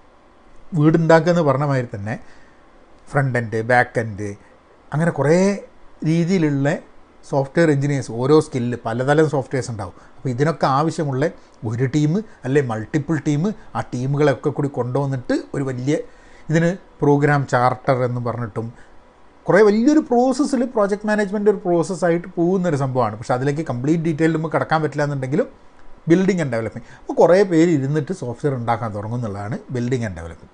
അത് കഴിഞ്ഞിട്ട് ടെസ്റ്റിംഗ് ഓഫ് ദ സോഫ്റ്റ്വെയർ, ഉണ്ടാക്കി കഴിഞ്ഞാലോ ടെസ്റ്റ് ചെയ്യണ്ടേ, ടെസ്റ്റ് ചെയ്യാൻ വേണ്ടിയിട്ടുള്ള പരിപാടിയാണ് പിന്നെ ചെയ്യുക. അത് 2 രീതിയിൽ ടെസ്റ്റ് ചെയ്യും. അതായത് ഒരാൾ സോഫ്റ്റ്വെയർ ഡെവലപ്പ് ചെയ്ത് ആ സമയത്ത് ഒന്ന് ടെസ്റ്റ് ചെയ്യും, യൂണിറ്റ് ടെസ്റ്റിംഗ് എന്ന് പറഞ്ഞിട്ട്. ഇനി ഇങ്ങനെ ഓരോരുത്തരും ഡെവലപ്പ് ചെയ്തിട്ടുണ്ട്. അപ്പോൾ ഇവരുടെയൊക്കെ സോഫ്റ്റ്വെയർ ഒരുമിച്ച് കൊണ്ടുവരുമ്പോൾ ഒരു ഇൻ്റഗ്രേറ്റഡ് ടെസ്റ്റിംഗ് അതും ചെയ്യും. അപ്പോൾ അങ്ങനെ ടെസ്റ്റിംഗ് ഓഫ് ദ സോഫ്റ്റ്വെയർ നടക്കും. പിന്നെ ഡിപ്ലോയിങ് ഓഫ് സോഫ്റ്റ്വെയർ എന്നിട്ടുള്ള ഒരു പ്രോഗ്രാമാണ് നെക്സ്റ്റ്. ഈ സോഫ്റ്റ്വെയർ ഡിപ്ലോയ് ചെയ്യുക എന്ന് പറഞ്ഞു കഴിഞ്ഞിട്ടുണ്ടെങ്കിൽ ഇത് ഒരു കമ്പ്യൂട്ടറിൻ്റെ ഉള്ളിൽ നിങ്ങൾക്ക് ഉപയോഗിക്കാൻ തക്കണം വേണ്ടേ. ഡിപ്ലോയ്മെൻറ്റ് പല രീതി, ഓൺ പ്രൊമൈസ്, ക്ലൗഡ്. ഇപ്പോഴൊക്കെ എന്ന് പറഞ്ഞാൽ ഡിപ്ലോയ്മെൻ്റ് ഒക്കെ ക്ലൗഡിൽ ഡിപ്ലോയ് ചെയ്യുക. അപ്പോൾ നിങ്ങൾക്ക് കുറച്ച് ആൾക്കാർക്ക് ക്ലൗഡിനെ പറ്റിയ ധാരണ ഉണ്ടാവും. അതൊന്നും ഇതിൻ്റെ സ്കോപ്പല്ല, എന്നാലും ഞാൻ മെൻഷൻ ചെയ്യുകയാണ് നിങ്ങൾക്ക് ഫർദർ ലേണിങ്ങിൽ മനസ്സിലാക്കേണ്ട സാധനങ്ങൾ. അപ്പോൾ ക്ലൗഡ് ഡിപ്ലോയ്മെൻറ്റ് നടക്കും. ഓൺ പ്രൊമൈസ് ഡിപ്ലോയ്മെൻ്റ് ആണ് മുമ്പേ. പണ്ട് കാലത്തൊക്കെ എന്ന് പറഞ്ഞു കഴിഞ്ഞാൽ നമുക്കൊരു ഫ്ലോപ്പി ഡിസ്കിലാണ് അല്ലെങ്കിൽ ഒരു CD-യിലാണ് പ്രോഗ്രാം ഉണ്ടായിരുന്നത്. ഇന്ന് പ്രോഗ്രാമൊക്കെ ക്ലൗഡിൽ അവൈലബിളാണ്, ഡേറ്റ ക്ലൗഡിലാണ്. അങ്ങനെ ഡിപ്ലോയ്മെൻറ്റ് നടക്കും. അത് കഴിഞ്ഞിട്ട് നിങ്ങൾ ഉപയോഗിച്ച് തുടങ്ങിക്കഴിഞ്ഞ് പിന്നെ മെയിൻ്റനൻസ് ഉണ്ട്. ആ മെയിൻ്റനൻസ് പറഞ്ഞാൽ ചിലപ്പം ആദ്യമൊന്നും സോഫ്റ്റ്വെയറിന് പ്രശ്നം കണ്ടുപിടിക്കാണ്ട് പിന്നെ ചിലപ്പോൾ സോഫ്റ്റ്വെയറിന് പ്രശ്നം കണ്ടുപിടിച്ച് കഴിഞ്ഞാൽ അതിനൊരു പാച്ചായിട്ട് ഇറക്കും. അതായത് വീടുണ്ടാക്കി ചെറിയ ചോർച്ച ഉണ്ട്, നമ്മൾ പാച്ച് ചെയ്തിട്ട് ചോർച്ച മാറ്റുന്ന മാതിരി ഇതേപോലെ തന്നെ സോഫ്റ്റ്വെയറിൻ്റെ മുകളിൽ സെക്യൂരിറ്റി, വൾനറബിലിറ്റി, അങ്ങനെ എന്തെങ്കിലുമൊക്കെ പ്രശ്നങ്ങൾ ഉണ്ടായിക്കഴിഞ്ഞാൽ അതിനു വേണ്ടി ഓരോ വേർഷൻസ് ഇറക്കുകയും അല്ലെങ്കിൽ അത് ഫിക്സ് ചെയ്യുകയും അത് മെയിൻറ്റെയിൻ ചെയ്യുകയൊക്കെ ചെയ്യുന്നത് മെയിൻ്റനൻസിൻ്റെ ഭാഗമായിട്ട് വരും. അപ്പോൾ ഈ ഒരു പ്രോസസ്സാണ് സത്യം പറഞ്ഞാൽ സോഫ്റ്റ്വെയർ ഡെവലപ്മെൻറ്റ് ലൈഫ് സൈക്കിൾ എന്ന് പറഞ്ഞാൽ. അതായത് നിങ്ങൾ പ്ലാനിങ് ആൻഡ് അനാലിസിസ് ചെയ്യുന്നു, അത് കഴിഞ്ഞ് ഡിഫൈൻ ആൻഡ് ഡോക്യുമെൻ്റ് ചെയ്യുന്നു, അത് കഴിഞ്ഞ് ഡിസൈൻ ചെയ്യുന്നു, അത് കഴിഞ്ഞിട്ട് ബിൽഡ് ചെയ്യുന്നു അല്ലെ ഡെവലപ്പ് ചെയ്യുന്നു, ടെസ്റ്റ് ചെയ്യുന്നു, ഡിപ്ലോയ് ചെയ്യുന്നു, പിന്നെ മെയിൻ്റനൻസ് മോഡിലേക്ക് കിടക്കുന്നു. ഇതാണ് നിങ്ങളുടെ സോഫ്റ്റ്വെയർ ഡെവലപ്മെൻറ്റ് ലൈഫ് സൈക്കിൾ. വളരെ സിമ്പിളായിട്ടുള്ളൊരു പ്രോസസ്സാണിത്. ഇത് ആണ് ട്രഡീഷണലി ചെയ്തുകൊണ്ടിരുന്നത്. ഇനി നമ്മൾ ഇതിൻ്റെ കുറച്ചും കൂടെ ഡീറ്റെയിൽഡായിട്ട്, അതായത് ഈ വാട്ടർഫോൾ മെത്തേഡ്, ഇതൊരു വളരെ സീക്വൻഷ്യലായിട്ട് നടക്കുന്നൊരു സംഭവമാണ്. അതിനെ പറ്റിയിട്ട് നമുക്ക് അടുത്ത ലെക്ചറിൽ കുറച്ചും കൂടെ വിഷ്വലി അതിനെപ്പറ്റി ഒന്ന് നോക്കാം. Waterfall method. ഈ വാട്ടർഫോൾ മെത്തേഡ് എന്ന് പറയാൻ കാരണം വെള്ളച്ചാട്ടത്തിനെ പോലെ ഇങ്ങനെ കാസ്കേഡ് ചെയ്തിട്ട് ഇങ്ങനെ ഒരു സീക്വൻസ് ആയിട്ട് ഒന്ന് കഴിഞ്ഞാലേ മറ്റേ ചെയ്യാൻ പറ്റുള്ളൂ, മറ്റേത് കഴിഞ്ഞാൽ മൂന്നാമത്തെ കാര്യം ചെയ്യാൻ പറ്റുള്ളൂ. അങ്ങനെ സീക്വൻഷ്യലായി പോയിക്കൊണ്ടിരിക്കുന്ന സംഭവമാണ് വാട്ടർഫോൾ എന്ന് പറഞ്ഞാൽ. അതെന്താണെന്നുള്ളത് നിങ്ങൾ വിഷ്വലായിട്ട് നിങ്ങൾ സ്ക്രീൻ നോക്കിക്കഴിഞ്ഞാൽ അറിയാം. ആദ്യം ഒരു R എന്നുള്ളൊരു റിക്വയർമെൻറ്റാണ് വിചാരിക്കുക. അതായത് എന്താണ് നമ്മൾ ഡെവലപ്പ് ചെയ്യേണ്ടത്, എന്താണ് നിങ്ങളുടെ HR ഡിപ്പാർട്ട്മെൻറ്റിൽ അല്ലെങ്കിൽ അക്കൗണ്ട് ഡിപ്പാർട്ട്മെൻറ്റിൽ അല്ലെങ്കിൽ മാർക്കറ്റിംഗ് ഡിപ്പാർട്ട്മെൻറ്റിൽ ഉണ്ടാക്കേണ്ട സോഫ്റ്റ്വെയറിൻ്റെ റിക്വയർമെൻറ്റ് എന്താണെന്നുള്ളത് മനസ്സിലാക്കുന്നത് R എന്ന് കൊടുക്കും. നമുക്ക് ഒരു എന്താ പറയുക, വേരിയബിൾ R.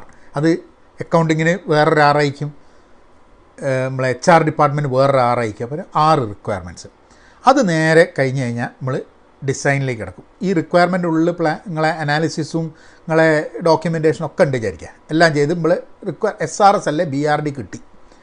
അത് കഴിഞ്ഞിട്ട് ഡിസൈനിലേക്ക് കിടന്ന് ആൾക്കാർ ഡിസൈനൊക്കെ ചെയ്ത് പിന്നെ കോഡിങ് ചെയ്ത്, അത് നിങ്ങൾ ബിൽഡ് ആൻഡ് ഡിപ്ലോയ്മെൻറ്റ് എന്ന് പറഞ്ഞാൽ കോഡിങ് ചെയ്തിട്ട് പിന്നെ ഇൻ്റഗ്രേറ്റ് ചെയ്ത്, അതായത് ഞാൻ പറഞ്ഞു ടെസ്റ്റിങ് 2 തവണ ഉണ്ടെന്നില്ല. അപ്പോൾ ഞാനിങ്ങനെ ഒരു സോഫ്റ്റ്വെയർ എഞ്ചിനീയറായിട്ട് കോഡൊക്കെ ചെയ്ത് കഴിഞ്ഞിട്ട് ഞാൻ യൂണിറ്റ് ടെസ്റ്റ് ചെയ്യും. ഞാൻ കോഡ് ചെയ്ത് മര്യാദയ്ക്കാണോ, അതിൽ എററൊന്നുമില്ലല്ലോ, തെറ്റൊന്നുമില്ലല്ലോ എന്നുള്ളത് ഞാൻ കണ്ടുപിടിക്കണം.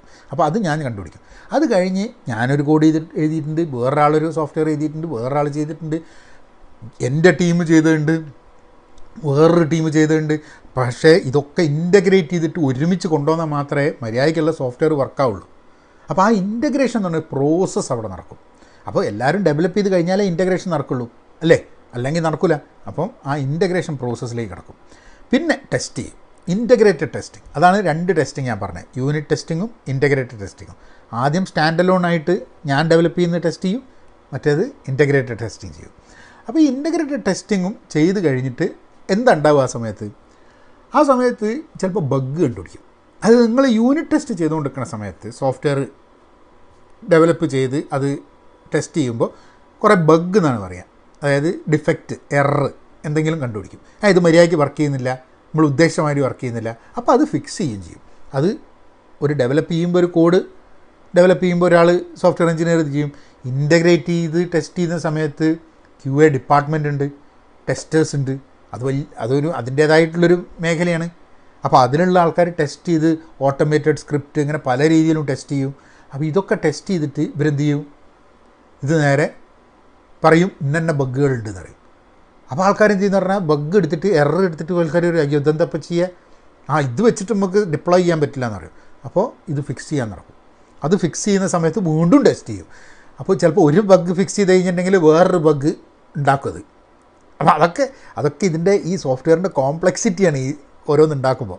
അപ്പോൾ അങ്ങനെ സോഫ്റ്റ്വെയർ ടെസ്റ്റ് ചെയ്ത് ഒരു സ്റ്റേജിലെത്തും. 100% ഈ ബഗ് പോവുമൊന്നുമില്ല. ചില ബഗ് നമ്മൾ വിചാരിക്കും ഈ ബഗ് ഉണ്ടായാലും കുഴപ്പമില്ല നമുക്ക് ഡിപ്ലോയ് ചെയ്യാന്നാണ്. അല്ലാതെ എല്ലാം 100% പെർഫെക്റ്റിലൊന്നും ഒരു സാധനം നടക്കില്ല. അപ്പോൾ നമുക്ക് മുന്നോട്ട് പോവാമെന്ന് വിചാരിക്കുന്ന ആ ഒരു സ്റ്റേജ് വരുമ്പോൾ സാധനത്തിനെ കൊണ്ടെത്തിക്കും. അവിടുന്ന് നമ്മൾ നേരെ ഡിപ്ലോയ് ചെയ്യും. ഡിപ്ലോയ് ചെയ്തിട്ട് വരുന്നത്. അപ്പോൾ ഈ ഒരു സംഭവം നടക്കുന്നത് എന്താണെന്ന് പറഞ്ഞാൽ 6 നട്ടുള്ള റിക്വയർമെൻറ്റ്സ് നിങ്ങൾ ഒരു ജനുവരിയിലാണ് നിങ്ങൾ റിക്വയർമെൻറ്റ്സ് ആൾക്കാരോടൊക്കെ ചോദിച്ചു നിങ്ങൾക്ക് എന്താ വേണ്ട, നിങ്ങൾക്ക് എന്താ വേണ്ട, നിങ്ങൾക്ക് എന്താ വേണ്ട, തന്നെയാണോ വേണ്ടതെന്നൊക്കെ പറഞ്ഞൊക്കെ നന്നായിട്ട് എഴുതി റെഡിയാക്കി SRS ഉണ്ടാക്കിയിട്ടുണ്ട്. എവിടെ? ജാനുവരിയിൽ. അത് കഴിഞ്ഞ് നിങ്ങൾ 2 മാസം കുത്തിരുന്നിട്ട് കംപ്ലീറ്റ് ഇതിൻ്റെ ഡിസൈനൊക്കെ ചെയ്ത് പിന്നെ ഒരു 6-7 മാസം കുത്തിരുന്നിട്ട് ഭയങ്കര ഡെവലപ്മെൻറ്റ്. ഇന്ത്യയിലെ ഡെവലപ്മെൻറ്റ്, അമേരിക്കയിലെ ഡെവലപ്മെൻറ്റ്, UK ഡെവലപ്മെൻറ്റ്, ഡെവലപ്മെൻറ്റ് നടത്തിയ ഒരു പരിപാടി അതിൻ്റെ കൂടി ടെസ്റ്റ് ചെയ്തിട്ടൊക്കെ കൂടി ഇൻറ്റഗ്രേറ്റ് ചെയ്ത് ടെസ്റ്റ് ചെയ്ത് ഒക്കെ കൂടി ഡിസംബർ ആകുമ്പോഴേക്കാണ് സത്യം പറഞ്ഞു കഴിഞ്ഞിട്ടുണ്ടെങ്കിൽ നിങ്ങളെ ഡിപ്ലോയ്മെൻറ്റ് സമയത്ത് ഒരു കൊല്ലം തന്നെ വളരെ നേരത്തെയാണ്. ചിലപ്പോൾ 2 കൊല്ലം 3 കൊല്ലമൊക്കെ എടുക്കും എന്തെങ്കിലും ഒന്ന് ഡിപ്ലോയ് ചെയ്തിട്ട് സോഫ്റ്റ്വെയർ പുറത്തേക്ക് ഇറക്കാൻ വലിയ സിസ്റ്റത്തിനൊക്കെ. നമ്മളൊക്കെ പണ്ട് 90കളുടെ പകുതിയിലും അവസാനത്തിലൊക്കെ വർക്ക് ചെയ്ത് വലിയ ചില പ്രോജക്ട്സിലൊക്കെ 1 കൊല്ലം 2 കൊല്ലം 3 കൊല്ലം അങ്ങനെ നീണ്ടു കിടക്കുന്ന പ്രോജക്റ്റുകളാണ്. അപ്പോൾ റിക്വയർമെൻറ്റ് ഒരു ചങ്ങായി കൊടുത്തിട്ടുണ്ട് ജനുവരിയിൽ. അതിൻ്റെ സോഫ്റ്റ്വെയർ ഉണ്ടായി വരുന്നത് ഡിസംബറിൽ വന്നാൽ രക്ഷപ്പെട്ട്. അപ്പോൾ ഡിസംബറിൽ അത് കഴിഞ്ഞ് ഈ സമയത്ത് ഇത് റിക്വയർമെൻറ്റ് ജനുവരി കണ്ടുപിടിച്ചുകൊണ്ട് ബിസിനസ് നിൽക്കുന്നൊന്നുമില്ല. ബിസിനസ്സിന് വേറെ പല കാര്യങ്ങളും വരുന്നുണ്ടാവും. എന്താ പറ്റുക, ഈ റിക്വയർമെൻറ്റ് തന്ന ആൾ ചിലപ്പോൾ ജോലിയിൽ നിന്ന് പോയിട്ടുണ്ടാവും. പുതിയ ആൾ വന്നപ്പം അയാളുടെ റിക്വയർമെൻറ്റ് കുറച്ച് മാറിയിട്ടുണ്ടാവും. നിങ്ങളുടെ ഡിപ്പാർട്ട്മെൻറ്റിൽ തന്നെ കുറേ മാറ്റങ്ങൾ വന്നിട്ടുണ്ടാവും. നിങ്ങൾ പുതിയൊരു പ്രോസസ്സ് കൊണ്ടുവന്നിട്ടുണ്ടാവും. 1 കൊല്ലത്തിൻ്റെ ഉള്ളിൽ പണ്ടൊക്കെ വലിയ പ്രശ്നം ഉണ്ടായിരുന്നില്ല. ഈ 1 കൊല്ലത്തിനുള്ളിൽ വലിയ മാറ്റങ്ങളൊന്നും വരില്ല അതിന് കമ്പനിയിൽ. ഇപ്പോഴൊക്കെ എന്ന് പറഞ്ഞാൽ മാസം 2 മാസം കൂടുമ്പോൾ കമ്പനിയിൽ മാറ്റം വന്നുകൊടുക്കുക. അപ്പോൾ ആ മാറ്റങ്ങളൊന്നും നിങ്ങളെ റിക്വയർമെൻറ്റ്സിലില്ല. നിങ്ങൾ ഈ SRSഉം BRD PRD ഒക്കെ ഉണ്ടാക്കി ജനുവരിയിൽ റെഡിയാക്കി വെച്ച സാധനം ഡിസംബർ ആകുമ്പോഴേക്കും അതിൻ്റെ ഉള്ളിൽ നിന്ന് കുറേ സാധനം എടുത്ത് മാറ്റാൻ വേണ്ടി റിമൂവ് ചെയ്യേണ്ടി വരും. ഇത് വേണ്ട, ഇനിയിപ്പോൾ ആവശ്യമില്ല എന്നുള്ള ലൈനിൽ കുറച്ച് കഴിയുമ്പോൾ എന്ത് ചെയ്യുന്ന പറഞ്ഞാൽ ഇത് ചേഞ്ച് ചെയ്യണം. അയ്യക്ക് അത് പണ്ട് ജോലി എടുത്ത ആൾക്ക് ഇങ്ങനെയായിരുന്നു വേണ്ടി, ഇത് എനിക്ക് നമ്മളെ പ്രോസസ്സിന് ഇങ്ങനെ വേണമെന്ന് പറഞ്ഞിട്ട് നേരെ എടുത്തിട്ട് മാറി ചേഞ്ച് ചെയ്യും. അത് കഴിഞ്ഞ് ആഡ് ചെയ്യുമെന്ന് പറഞ്ഞാൽ പുതിയ റിക്വയർമെൻറ്റ്സ് വന്നു. അത് നമുക്ക് നല്ല റിക്വയർമെൻറ്റ്സ് വന്നു, പുതിയ റിക്വയർമെൻറ്റ്സ് വന്നു, നമ്മുടെ പ്രോസസ്സ് മാറി, പുതിയൊരു പ്രോസസ്സ് വന്നു. അപ്പം അത് ആവശ്യമാണ്. അപ്പോൾ ആ ഒരു പ്രോസസ്സ് അതിന് വേണ്ടിയിട്ടുള്ള റിക്വയർമെൻറ്റ്സ് ആഡ് ചെയ്യണമെന്ന് പറഞ്ഞു. ചിലപ്പോൾ റീപ്രയോറിറ്റൈസ് ചെയ്യണം. അതൊരു വലിയ ഇമ്പോർട്ടൻസ് ആണ്. അതായത് ജനുവരിയിൽ ഇത് ഇമ്പോർട്ടൻ്റ് ആണ് എന്ന് തോന്നിയിരുന്നു, ഞാൻ റിക്വയർമെൻറ്റ്സിൽ ഇട്ടു. പക്ഷേ ഇന്നിപ്പോൾ ഡിസംബർ ആവുന്ന സമയത്ത് സത്യം പറഞ്ഞു കഴിഞ്ഞാൽ അത് അത്ര ഇമ്പോർട്ടൻ്റ് അല്ല, നമ്മളിപ്പം അത് ഉപയോഗിക്കുന്നില്ല, ആവശ്യമില്ല എന്ന് പറയും. അപ്പം പുതുത് ആഡ് ചെയ്യണം, ചിലതെടുത്ത് മാറ്റണം, ചിലത് ചേഞ്ച് ചെയ്യണം, ചിലത് റീപ്രയോറിറ്റൈസ് ചെയ്യണം.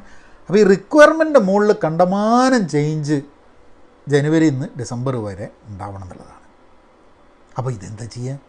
കാരണം ഒരു റിക്വയർമെൻറ്റ്സ് എഴുതി ഉണ്ടാക്കിയിട്ട് സൈനും മേടിച്ച് ഇത് ഡിസൈൻ ചെയ്ത് ഉണ്ടാക്കി ഡിസംബറിൽ ഇതൊക്കെ കൊണ്ടുവരുമ്പോൾ കസ്റ്റമറുടെ റിക്വയർമെൻറ്റ്, നിങ്ങളൊരു റിക്വയർമെൻറ്റ് R+or-X എന്നാണ്. ഇപ്പോൾ കണക്കൊക്കെ അറിയുന്ന ആൾക്കാർ +or-X എന്ന് പറഞ്ഞു കഴിഞ്ഞിട്ടുണ്ടെങ്കിൽ നിങ്ങളുടെ 6 ആയിരുന്നു നിങ്ങൾ ഉദ്ദേശിച്ച റിക്വയർമെൻറ്റ്, പക്ഷേ അതിൻ്റെ ഒരു എക്സ് ആഡ് ചെയ്യുകയോ എക്സ് കുറയ്ക്കുകയോ ചെയ്തതാണ് നിങ്ങളുടെ ഇപ്പോഴത്തെ റിക്വയർമെൻറ്റ്. ജനുവരിയിലെ റിക്വയർമെൻറ്റും ഡിസംബറിലെ റിക്വയർമെൻറ്റും തമ്മിൽ നോട്ട് സെയിം പ്രശ്നമാണ്. അപ്പോൾ എന്താ പറ്റുക? ഒരു എക്സ്പെക്റ്റേഷൻ ഉണ്ട് കസ്റ്റമർ ഇങ്ങനെ വിചാരിക്കണേ ഡിസംബർ വരെ അങ്ങനെ കാത്തിക്കുകയാണ്, നമുക്ക് വേണ്ട സോഫ്റ്റ്വെയർ റെഡിയാവും എന്ന് പറഞ്ഞിട്ട് ഒരു ഭയങ്കര എക്സ്പെക്റ്റേഷൻ നിൽക്കുകയാണ്. പക്ഷെ റിയാലിറ്റി എന്താ? ഒരുമാതിരി പകുതി കടിച്ച് കളഞ്ഞ് അപ്പം മാതിരി ഒരു സാധനമാണ് കിട്ടുന്നത്. കാരണം ആ പകുതി കടിച്ചപ്പോൾ തന്നെ ഈ കടിച്ച് പോയ ഭാഗം ആർക്കും അറിഞ്ഞൂടായിരുന്നു. അപ്പം എന്താ അങ്ങനെയാണ്, കസ്റ്റമർ ആകെ സങ്കടത്തിലാണ്, ഹാപ്പിയല്ല. ഇത് വലിയൊരു പ്രശ്നമാണ്. ഇത് 1 കൊല്ലം 2 കൊല്ലം 3 കൊല്ലം പണിയെടുത്തിട്ട് അവസാനം ഇത് കൊടുക്കുന്ന സമയത്ത് ബിസിനസ്സും മാറി, റിക്വയർമെൻറ്റും മാറി, ആളും മാറി, ഒക്കെ കൂടി മാറിയിട്ട് അവസാനം ഒന്നുമില്ലാണ്ടേ. അപ്പോൾ എന്താ സ്ഥിതി? ഇതാണ് വാട്ടർഫോൾ മെത്തേഡിൽ. സീക്വൻഷ്യലാണ്, പാരലലായി നടക്കില്ല. ഒന്ന് ചെയ്ത് റിക്വയർമെൻറ്റ്സ് എഴുതിണ്ടാക്കി ഒപ്പിട്ട് സീല് വെച്ച് റെഡി ആക്കിയാൽ നമ്മൾ ഡിസൈനിലേക്ക് കിടക്കും. ഡിസൈൻ എഴുതി ഒപ്പിട്ട് സീലാക്കിയാൽ മാത്രമേ നമ്മൾ കോഡിങ്ങിലേക്ക് കിടക്കൂ. കോഡിങ് എഴുതി ഒപ്പിട്ട് ഇങ്ങനെ എല്ലാ സ്ഥലത്തും ഓരോ ഡോറായിട്ട് കിടക്കുമ്പോഴേക്കും പിന്നിൽ അടച്ച് പൂട്ടി മണിച്ചിത്രത്താഴ് വെച്ച് പൂട്ടിക്കളയും. പിന്നെ അങ്ങോട്ട് പോകാൻ പറ്റില്ല. അപ്പോൾ ഒരു ചേഞ്ച് സമ്മതിക്കാത്ത, ആകെപ്പാട് റിജിഡായിട്ടുള്ള, ഫ്ലെക്സിബിൾ അല്ലാത്ത ഒരു പ്രോസസ്സ് കൂടിയാണ് നമ്മൾ കടന്നു വരുന്നത്. അതാണ് ഈ വാട്ടർഫോളിൻ്റെ മെത്തേഡ്. അപ്പോൾ നിങ്ങൾക്കിപ്പോൾ ഏതാണ്ട് ഒരു ധാരണയല്ലേ, ഇതിൽ ചിലപ്പോൾ കുറേ കാര്യങ്ങൾ നിങ്ങൾക്ക് മനസ്സിലാവും നിങ്ങൾ സോഫ്റ്റ്വെയർ ഫീൽഡിൽ അല്ലെങ്കിൽ. അതുകൊണ്ടാണ് ഞാൻ ഈ തമാശ രൂപത്തിലൊക്കെ കാര്യങ്ങൾ പറഞ്ഞ് മനസ്സിലാക്കുന്നത്. വീണ്ടും നിങ്ങൾ വീഡിയോ കണ്ടോളി. അത് കഴിഞ്ഞിട്ട് നിങ്ങൾക്ക് മനസ്സിലാവുന്നത്, അല്ലെങ്കിൽ നിങ്ങൾ കമൻറ്റ് ചെയ്യുക, അറിയുന്ന ആൾക്കാർ കമൻറ്റ് ചെയ്യുക, ആ ഒരു കമ്മ്യൂണിറ്റി കോൺവെർസേഷനും നടക്കട്ടെ. അപ്പോൾ ഇതാണ് വാട്ടർഫോൾ മെത്തേഡ്. ഇനി അടുത്ത് ഈ വാട്ടർഫോൾ മെത്തേഡിൽ നിങ്ങളിപ്പോൾ തന്നെ ഏതാണ്ട് ഒരു ധാരണ ഉണ്ടാവും ഇതിൽ എന്തൊക്കെയോ കുറേ പ്രശ്നങ്ങൾ ഉണ്ട് എന്നുള്ളത്. പക്ഷേ നമുക്ക് കൃത്യമായിട്ട് എന്തൊക്കെ പ്രശ്നങ്ങളുള്ളതെന്നുള്ളത് നോക്കുക, എന്നിട്ട് നമുക്ക് വീണ്ടും വരാം. ഇഷ്യൂസ് വിത്ത് വാട്ടർഫോൾ. എന്താണ് വാട്ടർഫോൾ മെത്തേഡിൻ്റെ പ്രശ്നങ്ങൾ? Business or requirement change. അത് നമ്മൾ പറഞ്ഞു, ഒരു വലിയൊരു സംഭവം. ജനുവരിയിൽ തുടങ്ങുന്ന റിക്വയർമെൻറ്റ് മാർക്കറ്റുകളുടെ, കമ്പനികളുടെ ചേഞ്ച് കാരണം കമ്പനികൾ വേറെ കമ്പനീനെ മേടിച്ചു, ഡിപ്പാർട്ട്മെൻറ്റ് മാറി, ആൾ പോയി, ഇങ്ങനെ കുറേ ചേഞ്ചസ് ഉണ്ട്. ഇതൊക്കെ ചേഞ്ച് ചെയ്യുമെന്നുള്ളതും ആ ചേഞ്ചിനെ നമുക്ക് ഒന്നും ചെയ്യാൻ പറ്റില്ല എന്നുള്ളതാണ് വാട്ടർഫോൾ മെത്തേഡിൻ്റെ. ഒന്നും ചെയ്യാൻ പറ്റില്ല എന്നല്ല, ചെയ്യാൻ വളരെ ബുദ്ധിമുട്ടാണ്, ആ ചേഞ്ച് ഇൻകോപ്പറേറ്റ് ചെയ്യാൻ ബുദ്ധിമുട്ടാണ് എന്നുള്ളതാണ് വാട്ടർഫോൾ മെത്തേഡിൽ നമ്മൾ മനസ്സിലാക്കുന്നൊരു സംഭവം. Change is costly. അതായത് ചേഞ്ച് ഉണ്ടായി കഴിഞ്ഞിട്ടുണ്ടെങ്കിൽ അതിനൊരു മെത്തേഡ് ഉണ്ട്. ഇപ്പോൾ ട്രഡീഷണൽ പ്രോജക്റ്റ് മാനേജ്മെൻറ്റിൽ അല്ലെങ്കിൽ വാട്ടർഫോളിൽ ചേഞ്ച് മാനേജ്മെൻറ്റ് എന്ന് പറയും, ഒരു ചേഞ്ച് കൺട്രോൾ ബോർഡ് എന്ന് പറയും.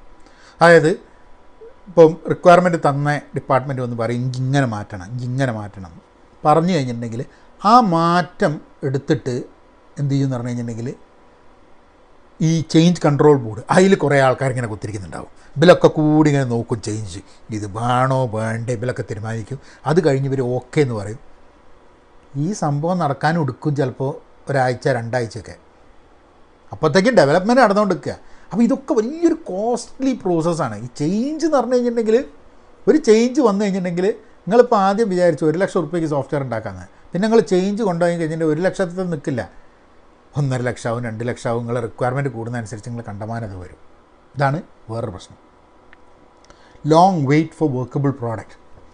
നിങ്ങൾ ജനുവരിയിൽ റിക്വയർമെൻറ്റ് കൊടുത്തിട്ട് നിങ്ങളൊരു വർഷം 2 വർഷം കാത്തിരുന്നിട്ടാണ് വർക്കബിൾ പ്രോഡക്റ്റ്, അതായത് മര്യാദയ്ക്ക് വർക്ക് ചെയ്യുന്ന ഒരു സോഫ്റ്റ്വെയറിൻ്റെ എന്തെങ്കിലും ഒരു സാധനം കാണണമെന്നുണ്ടെങ്കിൽ വലിയൊരു വെയിറ്റാണ്. ഈ ലോങ് വെയിറ്റ് പലപ്പോഴും നമ്മൾ ഒരു സാധനം ഉണ്ടാക്കണം എന്ന് പറഞ്ഞു കഴിഞ്ഞാൽ അത് ഉണ്ടാക്കി ഫൈനൽ പ്രോഡക്റ്റ് നമുക്ക് കാണിച്ചു തരുമ്പോഴാണ് ഇതിൽ ഇങ്ങനൊരു മാറ്റം വരുത്തണം, അങ്ങനെ ഒരു മാറ്റം വരുത്തണം തോന്നുന്നത്. കാരണം എല്ലാ ആൾക്കാർക്കും റിക്വയർമെൻറ്റ്സിൻ്റെ നമുക്ക് എക്സാക്ട്ലി ഇതാണ് വേണ്ടതെന്നുള്ളത് പറയാനൊന്നും എല്ലാവർക്കും അറിഞ്ഞൂടാ. നമുക്കൊക്കെ ഒരു ധാരണ ഉണ്ട്, ഒരു വെയ്ഗായിട്ട് വലിയ ക്ലിയർ അല്ലാണ്ട് ഒരു മൂടിയിട്ട് ഒരു ധാരണ ഉണ്ടാവും കാര്യങ്ങളെ പറ്റിയിട്ട്. അത് സോഫ്റ്റ്വെയർ ഉണ്ടാക്കി വരുമ്പോഴേക്കും ഈ വളരെ ക്ലിയർ ആയി ഇതല്ല കേട്ടോ നമുക്ക് കുറച്ച് മാറ്റം വരുത്താം എന്നൊക്കെ പറഞ്ഞ് അതാണ് ടിപ്പിക്കൽ പ്രോബ്ലമാണിത്. അപ്പം ആ ലോങ് വെയിറ്റ് അതൊരു വലിയ പ്രശ്നമായിരുന്നു. No continuous improvement. ഈ കണ്ടിന്യൂസ് ഇമ്പ്രൂവ്മെൻറ്റ് എന്ന് പറഞ്ഞാൽ നമ്മൾ നിരന്തരമായിട്ട് ഇമ്പ്രൂവ് ചെയ്തുകൊണ്ടിരിക്കണം. നമ്മൾ സോഫ്റ്റ്വെയർ ഡെവലപ്പ് ചെയ്യുകയാണെങ്കിൽ, റിക്വയർമെൻറ്റ്സ് ഉണ്ടാക്കുകയാണെങ്കിലും, ഡിസൈൻ ചെയ്യുകയാണെങ്കിലും, ടെസ്റ്റ് ചെയ്യാൻ കണ്ടിന്യൂസ് ആയിട്ട് ഇമ്പ്രൂവ് ചെയ്യണം. എങ്ങനെയാണ് ആൾക്കാർ ഇമ്പ്രൂവ് ചെയ്യുക? നിങ്ങളിപ്പോൾ ഒരു ഇൻഡിവിജ്വൽ എന്നുള്ള രീതിയിൽ ഞാനും നിങ്ങളൊക്കെ ഇമ്പ്രൂവ് ചെയ്യുന്നത് എങ്ങനെയാണ്? നമ്മളൊരു കാര്യം ചെയ്യുന്നു, അതിൻ്റെ ഉള്ള ഫീഡ്ബാക്ക് കിട്ടുന്നു, ജനങ്ങളുടെ അടുത്ത് നിന്ന് കിട്ടുന്നു, സുഹൃത്തുക്കളുടെ അടുത്ത് നിന്ന് കിട്ടുന്നു, നമ്മളുടെ ശത്രുക്കളുടെ അടുത്ത് നിന്ന് കിട്ടുന്നു. അവരൊക്കെ ഫീഡ്ബാക്ക് തന്നിട്ട് ആ ഫീഡ്ബാക്കാണ് നമുക്കെന്ത് ഇമ്പ്രൂവ് ചെയ്യാൻ വേണ്ടിയിട്ടുള്ളത്. ആ ഫീഡ്ബാക്കിനുള്ള ഒരു പ്രോസസ്സാണ് ഇവിടെ അല്ല. കാരണം വർക്കബിൾ സോഫ്റ്റ്വെയർ വരുന്നത് 1 കൊല്ലം കഴിഞ്ഞിട്ടാണ്. അവിടുന്ന് എന്ത് ഫീഡ്ബാക്ക് കിട്ടിയിട്ട് എന്താ കാര്യം? ഉണ്ടാക്കിയില്ലേ. അപ്പോൾ മാറ്റം നമ്മളുടെ ഈ പ്രോസസ്സിലൊരു ഇമ്പ്രൂവ്മെൻറ്റ് വന്ന് പോകുന്നത് നടക്കുന്നില്ല. അത് വലിയൊരു ഇഷ്യൂ ആയിരുന്നു. No continuous improvement. Heavy productivity loss, അതൊരു വലിയ പ്രശ്നമായി. പ്രൊഡക്ടിവിറ്റി ലോസ് എന്ന് പറഞ്ഞു കഴിഞ്ഞാൽ ഇപ്പോൾ ഒരു വർഷത്തെ പ്രോജക്റ്റ് 2 വർഷത്തെ പ്രോജക്റ്റ് ആണെങ്കിൽ ടിപ്പിക്കലി സ്കൂളിലും കോളേജിലൊക്കെ പഠിക്കുന്ന കാര്യമാണ്. അതായത് പരീക്ഷേൻ്റെ തലേ ദിവസം പഠിക്കുക എന്നുള്ളത്. അപ്പോൾ ഇത് എല്ലാ ദിവസവും മര്യാദയ്ക്ക് ജോലി ചെയ്യാണ്ട് അവസാനം വന്നുള്ളൊരു പരക്കം പാച്ചിലാണ്. ഇത് നിങ്ങൾ ആ പ്രോജക്റ്റൊക്കെ പോയി നിങ്ങൾ സോഫ്റ്റ്വെയർ ഫീൽഡിലൊക്കെയാണ് നിങ്ങൾക്ക് അറിയാം. അതായത് 6 മാസം 7 മാസത്തെ പ്രോജക്റ്റ്. ആദ്യം ഇങ്ങനെ എന്താ പറയുക, പാൻട്രി പോയിട്ട് അവിടെ പോയിട്ട് ചായ കുടിക്കാൻ നിന്നിട്ട് സിഗരറ്റ് അടിച്ച് നിന്നിട്ട് അങ്ങനെ ഓരോ കളി കളിച്ച് ഇങ്ങനെ അങ്ങോട്ടും ഇങ്ങോട്ടും പേരെ തെണ്ടി തിരിഞ്ഞ് നടന്നിട്ട് എന്തുപറ്റും, ഈ അവസാനം ഇതിൻ്റെ ഒരു ഡിപ്ലോയ്മെൻ്റ് സമയമൊക്കെ ആകുമ്പോഴേക്കും മാനേജർ ചീത്ത വിളിച്ച് അയാൾ ചീത്തറിച്ച് കസ്റ്റമർ വിളിച്ച് പിന്നെ ലഹളമായ അതിന് വേണ്ടിയിട്ടുള്ള ഉറക്കൊഴിച്ചിട്ടുള്ള പാഞ്ഞ് കളിയാണ്. ഇതാണ് ആ പ്രൊഡക്ടിവിറ്റി ലോസ്. കാരണം വെച്ചാൽ മര്യാദയ്ക്ക് പണി പ്രോപ്പറായിട്ട് ചെയ്ത് ഫീഡ്ബാക്കോട് കൂടി പോയിട്ടുണ്ടായിരുന്നെങ്കിൽ ഈ അവസാനത്തിലുള്ള പെരക്കം പാച്ചിൽ വേണ്ട. എല്ലാ ദിവസവും പഠിച്ചിട്ടുണ്ടെങ്കിൽ പരീക്ഷയ്ക്ക് ഇത്ര ടെൻഷൻ അടിക്കേണ്ട ആവശ്യമുണ്ടാവും. അത് ചെയ്യില്ല. അത് നമ്മളാരും ചെയ്യില്ല എന്നുള്ളതാണ് ഇതിൻ്റെ ഏറ്റവും വലിയ പ്രശ്നം, പ്രൊഡക്ടിവിറ്റി ലോസ്. പിന്നെ കോസ്റ്റ് ഓവർ റൺസ്. പിന്നെ ആദ്യം 1 ലക്ഷം ഉറുപ്പ്യ വിചാരിച്ചായിട്ട് പോവും, അവസാനം 10 ലക്ഷം ഉറുപ്പ്യാലും സോഫ്റ്റ്വെയർ കിട്ടാത്ത സ്ഥിതിയാവും. കോസ്റ്റ് ഓവർ റൺസ് അത് വലിയൊരു ഇഷ്യൂ ആയിരുന്നു ഈ ഒരു പ്രോസസ്സിൽ. എത്ര പ്രോജക്ട്സ് ബ്ലീഡ് ചെയ്യാന്ന് പറയും, നമ്മൾ പറയും ബ്ലീഡ് ചെയ്യാന്ന്. അതായത് ഇങ്ങനെ പണം നഷ്ടപ്പെട്ടുകൊണ്ടിരിക്കുക പ്രോജക്റ്റിൽ. കാരണം ആദ്യം പ്രഡിക്റ്റ് ചെയ്യാൻ പറ്റിയിട്ടില്ല, റിക്വയർമെൻറ്റ് മാറി, നമ്മളെ മാർക്കറ്റിംഗ് മാറി, എല്ലാം മാറി. അപ്പോൾ ബ്ലീഡ് ചെയ്യാൻ തുടങ്ങി. അതൊക്കെ എത്ര കാലം മനുഷ്യനെ ബ്ലീഡ് ചെയ്യാൻ പറ്റും? ഒരു മനുഷ്യനെ കേസിൽ ബ്ലീഡ് ചെയ്യാൻ തുടങ്ങി കഴിഞ്ഞിട്ടുണ്ടെങ്കിൽ കുറച്ച് കഴിഞ്ഞാൽ തീർന്നോ? ഈ പൈസ നഷ്ടമാവുക എന്ന് പറഞ്ഞാൽ ബ്ലീഡിങ് മാതിരിയാണ് ബിസിനസ്സിനെ സംബന്ധിച്ചിടത്തോളം. അപ്പോൾ കോസ്റ്റ് ഓവർ റൺസ് വന്ന് ക്വാളിറ്റി ഈസ് കോംപ്രമൈസ്ഡ്. ഈ ഒരു എല്ലാ പ്രോസസ്സിലും നമ്മൾ ടെസ്റ്റിംഗ് ചെയ്യുന്നുണ്ട്, യൂണിറ്റ് ടെസ്റ്റിംഗ് ചെയ്യുന്നുണ്ട്, ഇൻ്റഗ്രേറ്റഡ് ടെസ്റ്റിംഗ് ചെയ്യുന്നുണ്ട്. പക്ഷേ ക്വാളിറ്റി എന്ന പ്രോസസ്സ് ചിലപ്പോൾ ഡെവലപ്മെൻറ്റ് സമയത്തിന് തീരില്ല. അപ്പോൾ ഡെവലപ്മെൻറ്റ് നിങ്ങൾ ഓഗസ്റ്റിൽ ഡെവലപ്മെൻറ്റ് തീർക്കണം, സെപ്റ്റംബർ ഒക്ടോബർ നമുക്ക് ടെസ്റ്റിങ്ങിന് വേണം എന്ന് പറഞ്ഞിട്ട് അവസാനം ഇൻ്റഗ്രേറ്റിംഗ് ടെസ്റ്റിങ്ങിന് വേണം എന്ന് വിചാരിക്കുകയായിരിക്കും. ഓഗസ്റ്റ് ആവുന്ന സമയത്ത് പരക്കം പാഞ്ഞ ഡെവലപ്മെൻറ്റ് തീരില്ല. ഡെവലപ്മെൻറ്റ് ഓഗസ്റ്റും കഴിഞ്ഞ് സെപ്റ്റംബറിലേക്കും പോയി അവസാനം ഒക്ടോബറോ അല്ലെങ്കിൽ ഒക്ടോബറിലെ 15 ദിവസം ചിലപ്പോൾ ടെസ്റ്റിങ്ങിന് കിട്ടുള്ളൂ. എത്ര ടെസ്റ്റ് ചെയ്യാൻ പറ്റും? ഇനി അത് ടെസ്റ്റ് ചെയ്ത് കിട്ടിക്കഴിഞ്ഞാൽ ഇതൊക്കെ ഫിക്സ് ചെയ്യാൻ പറ്റും? ഇല്ല. അപ്പോൾ ഡിപ്ലോയ്മെൻറ്റ് സമയത്ത് എന്ത് ചെയ്യുമെന്ന് പറഞ്ഞാൽ കുറേ ബഗ്സും കുറേ എററും വന്നിട്ടുണ്ടാവും. ഇതൊക്കെ എടുത്തിട്ട് നമ്മൾ വിചാരിക്കും എന്നാൽ കുഴപ്പമില്ല, എന്നാൽ ഇതൊക്കെ കാർപ്പറ്റിൻ്റെ അടിയിലിടാൻ നോക്കും. ഇതൊരു പ്രശ്നമാണ്. അപ്പോൾ എന്ത് പറ്റും? ഫൈനൽ പ്രോഡക്റ്റിൻ്റെ ക്വാളിറ്റി കോംപ്രമൈസ്ഡാണ്. ഫൈനൽ പ്രോഡക്റ്റിന് ക്വാളിറ്റി കുറഞ്ഞു. കാരണം ക്വാളിറ്റി എന്നുള്ളത് വാട്ടർഫോൾ മെത്തേഡിൻ്റെ ആ പ്രോസസ്സിലേക്ക് ഇൻബിൽട്ട് അല്ല, ആ പ്രോസസ്സിൻ്റെ ഭാഗമല്ല. അതാണ് ഇതിൻ്റെ ഒരു ഏറ്റവും വലിയൊരു പ്രശ്നം ഉണ്ടായിരുന്നത്. അപ്പോൾ ഇതൊക്കെയാണ് നമ്മളെ വാട്ടർഫോളിൻ്റെ ഇഷ്യൂസ്. അപ്പോൾ ഇങ്ങനെയൊക്കെയുള്ള പ്രശ്നങ്ങൾ നടന്നുകൊണ്ടിരിക്കുന്ന സമയത്ത് ആൾക്കാർ ഇങ്ങനെ ആലോചിക്കാൻ തുടങ്ങി, അല്ലോ നമുക്കൊരു സൊല്യൂഷൻ വേണ്ടേ, ഇതിന്നൊന്ന് രക്ഷപ്പെടണ്ടേ എന്നുള്ളത്. അങ്ങനെയാണ് അജൈൽ മൂവ്മെൻറ്റ് പുറത്തേക്ക് വരുന്നത്. അജൈൽ മൂവ്മെൻറ്റിനെ പറ്റി നമുക്ക് സംസാരിക്കാം. എ ലിറ്റിൽ ഹിസ്റ്ററി, കുറച്ച് ചരിത്രത്തിലേക്ക് കിടക്കാം, ഇഷ്ടമല്ലേ? അതാണ് ചരിത്രം. അപ്പം അജൈൽ എന്ന് പറഞ്ഞിട്ടുണ്ടെങ്കിൽ ഒരു സോഫ്റ്റ്വെയർ ഡെവലപ്മെൻറ്റ് മെത്തഡോളജിയാണ്. അതായത് എങ്ങനെ സോഫ്റ്റ്വെയർ ഉണ്ടാക്കും എന്നുള്ളൊരു തിങ്കിങ് ആണ്. നമ്മൾ ട്രഡീഷണൽ ഡെവലപ്മെൻ്റ് എന്നും ഇത് വേണമെങ്കിൽ വേറെയും ഡെവലപ്മെൻറ്റ് മെത്തഡോളജീസൊക്കെ ഉണ്ട്. നമുക്കൊരു ഈസി ആയിട്ട് മനസ്സിലാക്കാൻ വേണ്ടിയിട്ട് അജൈൽ എന്നുള്ളതും ട്രഡീഷണൽ എന്നുള്ളതും പറയാം. അപ്പം ഒരു പോപ്പുലർ സോഫ്റ്റ്വെയർ ഡെവലപ്മെൻറ്റ് മെത്തഡോളജിയാണ് എന്ന് പറഞ്ഞാൽ ഒരു സോഫ്റ്റ്വെയർ ഡെവലപ്മെൻറ്റ് ലൈഫ് സൈക്കിളാണ്. അതായത് നമ്മൾ നേരത്തെ പറഞ്ഞ ഒരു SDLCയിൽ നടക്കുന്ന എല്ലാ കാര്യങ്ങളും അജൈലിലും നടക്കുന്നുണ്ട്. പക്ഷേ അന്നുള്ള ആ സീക്വൻഷ്യൽ വാട്ടർഫോൾ മെത്തേഡിലെ പ്രശ്നങ്ങൾ സോൾവ് ചെയ്യാൻ വേണ്ടിയിട്ടാണ് ഈ പുതിയ മെത്തേഡ് വരുന്നത് എന്നുള്ളതാണ്. അപ്പം ആരെങ്കിലും ചോദിക്കുക, അജൈൽ എന്ന് പറഞ്ഞാൽ സോഫ്റ്റ്വെയർ ഉണ്ടാക്കാൻ വേണ്ടിയിട്ടല്ലല്ലോ എന്ന് വെച്ചാൽ, സോഫ്റ്റ്വെയർ ഉണ്ടാക്കാൻ വേണ്ടിയിട്ടാണ് അജൈൽ വന്നത്. പക്ഷേ സോഫ്റ്റ്വെയർ അല്ലാത്ത മേഖലകളിലും ഇതിപ്പോൾ പോകുന്നുണ്ടെന്നുള്ളതാണ്. 2001 ഒരു 17 സോഫ്റ്റ്വെയർ എഞ്ചിനീയേഴ്സ് ടെക്, അവർ പല കമ്പനികളിൽ പല രീതിയിൽ അവർ സോഫ്റ്റ്വെയർ ഡെവലപ്പ് ചെയ്തിട്ടുള്ള സക്സസ്ഫുൾ ആയിട്ടുള്ള ആൾക്കാരാണ്. ഈ 17 ആൾക്കാർ കൂടിയിട്ട് ഇവർക്കൊക്കെ ഈ എക്സിസ്റ്റിംഗ് സോഫ്റ്റ്വെയർ മെത്തഡോളജിയിലുള്ള പ്രശ്നങ്ങളെ പറ്റിയിട്ടുള്ളൊരു ധാരണ ഉണ്ട്. അതായത് കാരണം ഇവർ വർക്ക് ചെയ്യുന്ന സമയത്ത് ഇവർ ക്വാളിറ്റീൻ്റെ പ്രശ്നം, പ്രൊഡക്ടിവിറ്റീൻ്റെ പ്രശ്നം, ഈ റിക്വയർമെൻറ്റ് ചേഞ്ച് ചെയ്യുന്നത്. അപ്പോൾ നിരന്തരം അവരുടെ ജീവിതത്തിൽ, അവരുടെ ഔദ്യോഗിക ജീവിതത്തിൽ, കരിയറിൻ്റെ ഭാഗമായിട്ട്, ജോലിയുടെ ഭാഗമായിട്ട് ഈ പ്രശ്നങ്ങൾ അഭിമുഖീകരിച്ചുകൊണ്ടിരിക്കുക. അപ്പോൾ ഇപ്പോഴും എന്താണെന്ന് പറഞ്ഞു കഴിഞ്ഞിട്ടുണ്ടെങ്കിൽ ഇത് കുറേ ആൾക്കാർ വർക്ക് ചെയ്യുന്നത് അവരൊക്കെ ഇതേപോലെയുള്ള പ്രശ്നങ്ങൾ അഭിമുഖീകരിക്കുന്നു. അപ്പോൾ ഇവരെന്ത് ചെയ്യുന്നു പറഞ്ഞാൽ 2001 ഇവരൊക്കെ കൂടിയിട്ടൊന്ന് കൂടി ഒരു കുറച്ച് ദിവസം ഇവരൊരു സ്കീ റിസോർട്ടിൽ പോയിട്ട് ഇവർ ഇരുന്നിട്ട് നമുക്ക് ഇതിനൊരു സൊല്യൂഷൻ കണ്ടുപിടിച്ചിട്ട് തന്നെ വേറെ കാര്യം എന്നുള്ള ലൈനിൽ ഇവരിരുന്ന് ഇവർ ബിൽഡപ്പ് ചെയ്തൊരു സംഭവമാണ് അജൈൽ മാനിഫെസ്റ്റോ എന്ന് പറഞ്ഞിട്ട്. അപ്പോൾ അജൈൽ മാനിഫെസ്റ്റോ അവിടെയാണ് ഇതിൻ്റെ ഈ അജൈലിൻ്റെ അതിന് മുമ്പ് തന്നെ ഇവരൊക്കെ ഇൻഡിവിജ്വലി ഇതിൻ്റെ ഒരു തോട്ട് പ്രോസസ്സൊക്കെ വരുന്നുണ്ട്, ഇങ്ങനെ ചെയ്യണം അങ്ങനെ ചെയ്യണം എന്നല്ല. ഈ 2001 ഈ 17 ആൾക്കാർ കൂടി വന്നപ്പോഴാണ് ഇതിനൊരു ഫോർമൽ സ്ട്രക്ചർ കൊടുക്കാൻ പറ്റിയത്. അതായത് ഫ്ലെക്സിബിൾ ആയിട്ടുള്ളൊരു ഫോർമൽ സ്ട്രക്ചർ. അതാണ് ഈ അജൈൽ മാനിഫെസ്റ്റോ എന്ന് പറഞ്ഞിട്ട് വരുന്നത്. ഒരു 4 കോർ അജൈൽ വാല്യൂസ്, 4 അതിൻ്റെ ബേസ് ചെയ്തിട്ടാണ് ഈ അജൈൽ മാനിഫെസ്റ്റോയിൽ പ്രിൻസിപ്പിൾസും വാല്യൂസുമാണ്. അപ്പോൾ വാല്യൂസ് ഒരു 4 കോർ വാല്യൂസ് നമ്മൾ ഡീറ്റെയിൽഡായി ഇതിന് പോകുന്നുണ്ട് കേട്ടോ. ഇതിൽ ഈ അജൈൽ മൂവ്മെൻറ്റ് ഭാഗമായിട്ട് ഓരോ കോർ വാല്യൂവും അതേപോലെ ഓരോ പ്രിൻസിപ്പിളും നമ്മൾ ഡീറ്റെയിൽഡായി പോകും. ഒരു സിറ്റുവേഷൻ ജനറലി ഒരു 17 ആൾക്കാർ, അതായത് വർഷങ്ങളോളം എക്സ്പീരിയൻസ് ഉള്ള അവരുടേതായ രീതിയിൽ സോഫ്റ്റ്വെയറിനെ ഡെവലപ്പ് ചെയ്യുന്നത്, ഇതിലൊക്കെ കൂടി വന്നു കഴിഞ്ഞിട്ടുണ്ടെങ്കിൽ സ്വാഭാവികമായിട്ടും ഒരുമിച്ചൊരു കൺസെൻസസ് ഉണ്ടാവാൻ ബുദ്ധിമുട്ടാണ്. അതായത് എല്ലാവർക്കും അവരുടേതായിട്ടുള്ള സ്ട്രോങ് ഒപ്പീനിയൻസ് ഉണ്ട്. നിങ്ങളും ഞാനും ഒരേപോലെ അഭിപ്രായമില്ല എന്ന് വിചാരിക്കാം. അപ്പം പല കാര്യത്തിലും ചിലപ്പോൾ യോജിക്കാൻ പറ്റില്ല. പക്ഷെ നമുക്ക് ഷെയർഡ് വാല്യൂസ് ഉണ്ടാവാം. അതായത് വാല്യൂ സിസ്റ്റം, കക്കരുത്, ഒരാളെ ദ്രോഹിക്കരുത്, ഇതൊക്കെ ഷെയർഡ് വാല്യൂസാണ്. ഇപ്പോൾ രാഷ്ട്രീയത്തിൻ്റെ മുകളിലും വേറെ വിശ്വാസങ്ങളുടെ മുകളിലും ഒക്കെ ആൾക്കാർക്ക് അഭിപ്രായ വ്യത്യാസം ഉണ്ടാവാം. അത് സ്വാഭാവികമാണ്. അങ്ങനത്തെ വിശ്വാസങ്ങൾ അഭിപ്രായ വ്യത്യാസങ്ങളൊക്കെ എല്ലാവർക്കും ഉണ്ടാവും. പക്ഷെ ഷെയർഡ് ആയിട്ടുള്ള കുറേ വാല്യൂസ് ഉണ്ട് നമുക്ക്. വേറൊരാളെ ദ്രോഹിക്കരുത്, കക്കണ മോശമാണ്, ഞാൻ നേരത്തെ പറഞ്ഞ ഇങ്ങനത്തെ കുറേ വാല്യൂസ് ഉണ്ട് അത് സാധാരണ ജീവിതത്തിൽ. അപ്പോൾ ഈ സോഫ്റ്റ്വെയറിലും ഇവർക്ക് എന്ത് ചെയ്യുന്നു പറഞ്ഞാൽ ചില വാല്യൂസ്, ഷെയർഡ് വാല്യൂസ് അവർ പറഞ്ഞു ഈ കോർ വാല്യൂസ്. അപ്പോൾ നോക്കുമ്പോൾ 17 ആൾക്കാർക്ക് എങ്ങനെ ചെയ്യണം എന്നുള്ളത് വേറെ കേട്ടോ. പക്ഷേ ഈ വാല്യൂസ് ഫോക്കസ് ചെയ്താൽ സോഫ്റ്റ്വെയർ നന്നായിട്ട് ഉണ്ടാക്കാൻ പറ്റും എന്നുള്ളത് അവർക്ക് എത്തുന്നതാണ്. 4 കോർ വാല്യൂസിൽ അവർ എത്തി എന്നുള്ളതാണ്. 12 അജൈൽ പ്രിൻസിപ്പിൾസ്, 12 അജൈൽ പ്രിൻസിപ്പിൾസ് ഇതേമാതിരി അവർ എടുത്തു. അപ്പോൾ ഈ 4 കോർ വാല്യൂസും ഈ 12 അജൈൽ പ്രിൻസിപ്പിൾസും ആണ് നമ്മളുടെ അജൈൽ മാനിഫെസ്റ്റോ എന്ന് പറഞ്ഞിട്ട് ഇവരുണ്ടാക്കിയത്. അപ്പോൾ ഏതൊരു അജൈലിൽ ഏത് മെത്തേഡ് ഉപയോഗിക്കുകയാണെങ്കിലും, അജൈലിൽ പല മെത്തേഡുകളുണ്ട്, ഏത് മെത്തേഡ് ഉപയോഗിക്കുകയാണെങ്കിലും എവിടെ ഉപയോഗിക്കുകയാണെങ്കിലും ആരുപയോഗിക്കുകയാണെങ്കിലും ഈ കോർ വാല്യൂസും ഈ 12 അജൈൽ പ്രിൻസിപ്പിൾസും മനസ്സിലാക്കി കഴിഞ്ഞിട്ടുണ്ടെങ്കിൽ ഇതിൻ്റെ ഒരു ഫ്രെയിം വർക്കിനെ പറ്റിയിട്ടുള്ളൊരു ധാരണ ഉണ്ടാവും. പിന്നെ മെത്തഡോളജി എന്ത് വേണേ ആവാം, ഒരാൾ ഉപയോഗിക്കുന്ന മാതിരി ആവില്ല വേറൊരാൾ ഉപയോഗിക്കുക. പക്ഷേ ഈ കോർ വാല്യൂസും ഈ 12 അജൈൽ പ്രിൻസിപ്പിൾസ് നമ്മളെ സമൂഹത്തിലൊക്കെ സത്യം പറഞ്ഞു കഴിഞ്ഞാൽ ഇതാണ് നടക്കുന്നത്. നമുക്കൊക്കെ ഷെയർഡ് ആയിട്ടുള്ള വാല്യൂസ് ഉണ്ട്, നമുക്ക് കുറേ പ്രിൻസിപ്പിൾസ് ഉണ്ട്.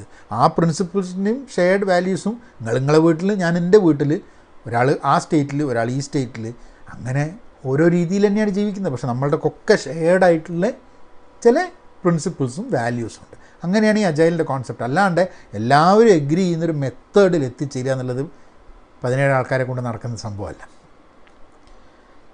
ഇത് ഓവർ ദ പീരിയഡ് എന്ത് പറ്റിയെന്ന് പറഞ്ഞു കഴിഞ്ഞാൽ ഈ വാട്ടർഫോൾ മെത്തേഡിനെ കുറേ സ്ഥലത്ത് അങ്ങോട്ട് റീപ്ലേസ് ചെയ്തു. കംപ്ലീറ്റ് സോഫ്റ്റ്വെയർ ഡെവലപ്മെൻറ്റിന് വേണ്ടി വാട്ടർഫോളിൽ നിന്ന് ഇന്നും വാട്ടർഫോൾ മെത്തേഡ് ചെയ്യുന്ന സ്ഥലങ്ങളുണ്ട്. അതായത് അജൈൽ വേണ്ട, വാട്ടർഫോൾ മെത്തേഡ് തന്നെ മതി എന്നുണ്ട്, അങ്ങനെ കണ്ടിന്യൂ ചെയ്യുന്നുണ്ട്. ചിലപ്പോൾ റിക്വയർമെൻറ്റ്സ് ചേഞ്ച് അധികം വരാത്ത, അതായത് ഒരു വർഷത്തിലൊന്നും വലിയ ചേഞ്ച് വരാത്ത അങ്ങനത്തെ സ്ഥലങ്ങളിലൊക്കെ ചിലപ്പോൾ വാട്ടർഫോൾ മെത്തേഡ് തന്നെ ആയിരിക്കും നല്ലത്. കാരണം പ്രെഡിക്റ്റ് ചെയ്താനും കോസ്റ്റും ഒക്കെ ഈസി ആയിട്ട് മാനേജ് ചെയ്യാൻ പറ്റും. റിക്വയർമെൻറ്റ്സ് കൂടുതലുള്ള ഒരു സിറ്റുവേഷൻ, ഇപ്പോൾ ഓരോ ബിസിനസ്സിലും അവരുടേതായിട്ടുള്ള രീതിയിലാണ് അവരുടെ മാർക്കറ്റ് എൻവയൺമെൻറ്റ് നടക്കുന്നത്. അപ്പം നമ്മൾ അജൈലിൻ്റെ ഒരു പ്രൊപ്പണൻ്റ് ആവുന്ന സമയത്ത് അജൈലാണ് നല്ലതെന്ന് പറയുമ്പോൾ നിങ്ങളെല്ലാവരും അജൈലിക്ക് നാളെ മുതൽ ഒറ്റ ഒരുത്തം വാട്ടർഫോൾ ചെയ്തു വരുന്നത് എല്ലാവരും അജൈലിൽ ചെയ്യണം, അതിലർത്ഥമില്ല. നിങ്ങളുടെ സാഹചര്യം അനുസരിച്ച് നിങ്ങൾക്ക് വാട്ടർഫോൾ വഴി ചെയ്യാൻ പറ്റും, ഒരു ചേഞ്ചും വരുന്നില്ല, റിക്വയർമെൻറ്റ് ചേഞ്ച് ഒന്നും നിങ്ങൾക്ക് ഇഷ്ടമില്ല എന്നുണ്ടെങ്കിൽ നിങ്ങൾക്ക് അങ്ങനെ തന്നെ കണ്ടിന്യൂ ചെയ്യാം. ഇവിടെ അതാണ് അതിൻ്റെ ഒരു പ്രോസസ്സ്, ഫ്ലെക്സിബിലിറ്റി. നമ്മൾ എന്ത് ചെയ്യണമെന്ന് തീരുമാനിക്കുന്നത് അതിൻ്റെ വാല്യൂ റിസൾട്ടും എന്താണ് നമുക്ക് കിട്ടുന്നതനുസരിച്ചാണ്. അപ്പോൾ അത് റീപ്ലേസ് ചെയ്യുന്നുണ്ട്. അത് സോഫ്റ്റ്വെയർ ഡെവലപ്മെൻറ്റ് ഗുണകരമായതുകൊണ്ടാണ് ധാരാളം കമ്പനികൾ വാട്ടർഫോൾ മെത്തേഡിൽ നിന്ന് അജൈൽ മെത്തേഡിലേക്ക് വന്നുകൊണ്ടിരിക്കുന്നത്. ഇപ്പം സിറ്റുവേഷൻ എന്താണെന്ന് പറഞ്ഞു കഴിഞ്ഞാൽ സോഫ്റ്റ്വെയർ ഡെവലപ്മെൻറ്റിൽ നിന്ന് ഈ അജൈൽ മെത്തഡോളജി, കോർ വാല്യൂസും പ്രിൻസിപ്പിൾസും ഒക്കെ വെച്ച് നോക്കുമ്പോൾ ആൾക്കാർ ചിന്തിക്കണം ഇത് സോഫ്റ്റ്വെയറിന് മാത്രമല്ലല്ലോ. അല്ല, അപ്പോൾ ആൾക്കാരത് മാർക്കറ്റിങ്ങിന് ഉപയോഗിക്കാൻ തുടങ്ങി, HR ഉപയോഗിക്കാൻ തുടങ്ങി, എഡ്യൂക്കേഷൻ ഉപയോഗിക്കാൻ തുടങ്ങി, എല്ലാ മേഖലകളിലും അവർ ഉപയോഗിക്കാൻ തുടങ്ങി. ഇപ്പോൾ ഞാൻ പ്രൊമോട്ട് ചെയ്യുന്നൊരു അല്ലെങ്കിൽ ഞാൻ പഠിച്ചുകൊണ്ടിരിക്കുന്ന അതിനെ ഡെവലപ്പ് ചെയ്തുകൊണ്ടിരിക്കുന്ന ആൾക്കാരെ പഠിപ്പിച്ചുകൊണ്ടിരിക്കുന്ന മിനിമൽ അജൈൽ എന്ന് പറഞ്ഞിട്ട്. അതായത് നമ്മളുടെ ഔദ്യോഗിക ജീവിതത്തിൽ നിങ്ങൾ സോഫ്റ്റ്വെയർ ഡെവലപ്പ് ചെയ്യാം, അല്ലെങ്കിൽ നിങ്ങൾ അജൈലാവുക, കൂടെ നിങ്ങളുടെ പേഴ്സണൽ ലൈഫിൽ മിനിമലാവുക, രണ്ടും കൂടി കൂട്ടി യോജിപ്പിച്ചിട്ടുള്ളൊരു പുതിയ കോൺസെപ്റ്റ്. അത് ഞാൻ ഡെവലപ്പ് ചെയ്യും, ആൾക്കാരെ പഠിപ്പിക്കുകയൊക്കെ ചെയ്യുന്നൊരു സംഭവമാണ്. അപ്പം സോഫ്റ്റ്വെയർ ഡെവലപ്മെൻറ്റിൽ നിന്ന് മാറിയിട്ട് ഇതിപ്പോൾ നമുക്ക് വേണമെങ്കിൽ സിനിമ സത്യം പറഞ്ഞാൽ ഒരു കണക്കിന് അജൈലായിട്ട് വരുന്നൊരു സംഭവമാണ്. ഒരു ടീമുകൾ വരുന്നു, പെട്ടെന്ന് ചെയ്യുന്നു, കാര്യങ്ങളൊക്കെ ചെയ്യുന്നു 3 സ്റ്റേജസിൽ. പക്ഷേ അത് കുറച്ചും കൂടെ അജൈലാക്കാൻ പറ്റുമോ? നിങ്ങൾ ഏതൊരു ഈ മെത്തേഡ് കഴിഞ്ഞ് കഴിഞ്ഞാൽ നിങ്ങൾ ചെയ്യേണ്ടത് എന്താണെന്ന് പറഞ്ഞാൽ, നിങ്ങൾ സോഫ്റ്റ്വെയർ ഫീൽഡിൽ അല്ലെങ്കിൽ നിങ്ങളുടെ പ്രോസസ്സിനെ നോക്കിയിട്ട് ഇതിനെ അജൈലാക്കാൻ ഒരു വഴിയുണ്ടോ എന്ന് അന്വേഷിക്കുക. ആ ഒരു അന്വേഷണത്തിൽ ചിലപ്പോൾ നമ്മളുടെ പ്രോസസ്സിൻ്റെ പ്രശ്നങ്ങളും നമുക്ക് എങ്ങനെ മുന്നോട്ട് പോകുക എന്നുള്ളത് മനസ്സിലാക്കാനൊക്കെ ഒരു സാധ്യത ഉണ്ട്. അപ്പം അതാണ് it is used beyond software development. ഒരു മെത്തേഡല്ല അജൈൽ. സ്ക്രം ഒരു മെത്തേഡാണ്, പക്ഷേ അജൈൽ എന്ന് പറയുന്നത് ഒരു മൈൻഡ് സെറ്റാണ്, ഒരു ചിന്താഗതിയാണ്. ഇപ്പം ബീയിങ് അജൈലായിട്ട് ചിന്തിക്കുന്ന കുറേ ആൾക്കാരുണ്ട്. എല്ലാവരും സ്ക്രമ്മിൻ്റെ ആൾക്കാരായിക്കൊള്ളണമെന്നില്ല. സ്ക്രം എന്നുള്ള ഒരു മെത്തഡോളജി മാത്രമാണ്. നമ്മൾ അജൈൽ ചിന്തയിൽ വരുന്ന ഈ കോഴ്സിൻ്റെ അവസാനമാകുമ്പോൾ ഞാനൊരു അജൈൽ തിങ്കിങ് എന്നുള്ളൊരു കോൺസെപ്റ്റ് നമ്മൾ സ്ക്രം ഇൻ ലൈഫ് സംസാരിക്കുന്ന സമയത്ത് നമ്മൾ അജൈൽ തിങ്കിങ് എന്താണ് എന്നുള്ളത് പറയുന്നുണ്ട്. അപ്പം ആ ഒരു മൈൻഡ് സെറ്റാണ്, ഒരു മെത്തേഡല്ല. അതുകൊണ്ടാണ് നമ്മൾ ഡൂയിങ് അജൈലല്ല, ബീയിങ് അജൈലാണ്. അജൈൽ ചെയ്യല്ല, അജൈൽ ആവുകയാണ്. അപ്പോൾ ഇത്രയാണ് ഒരു ഹിസ്റ്ററി. എന്നിട്ട് ഇവിടുന്ന് നമുക്ക് വളരെ ഡീറ്റെയിൽഡായിട്ട് ഇൻഡെപ്തായിട്ട് കോർ വാല്യൂസിലേക്കും അജൈൽ പ്രിൻസിപ്പിൾസിലേക്കും കിടക്കാം. അതായിരുന്നു ഹിസ്റ്ററി. അപ്പോൾ ഇനി എന്താണ് മാനിഫെസ്റ്റോ, എന്താണ് കോർ വാല്യൂസ്? അപ്പോൾ ഞാൻ അങ്ങനെ ആലോചിക്കുകയാണ്. ഇത് ഇപ്പോൾ ഇന്ന് 11-ാം തീയതി, അപ്പോൾ 2001 ഇങ്ങനെ ഇരുന്നിട്ട് ഇവരിങ്ങനെ തീരുമാനിക്കുകയാണ് ഇത് എന്തൊക്കെയാണ് സംഭവം എന്നുള്ളത് എഴുതി ഉണ്ടായിക്കൊണ്ടിരിക്കുകയാണ്. അപ്പോൾ നാളെ നമുക്ക് ഈ കോർ വാല്യൂസിലേക്കും അജൈൽ പ്രിൻസിപ്പിൾസിലേക്കും വളരെ വിശദമായിട്ട് കിടക്കാം.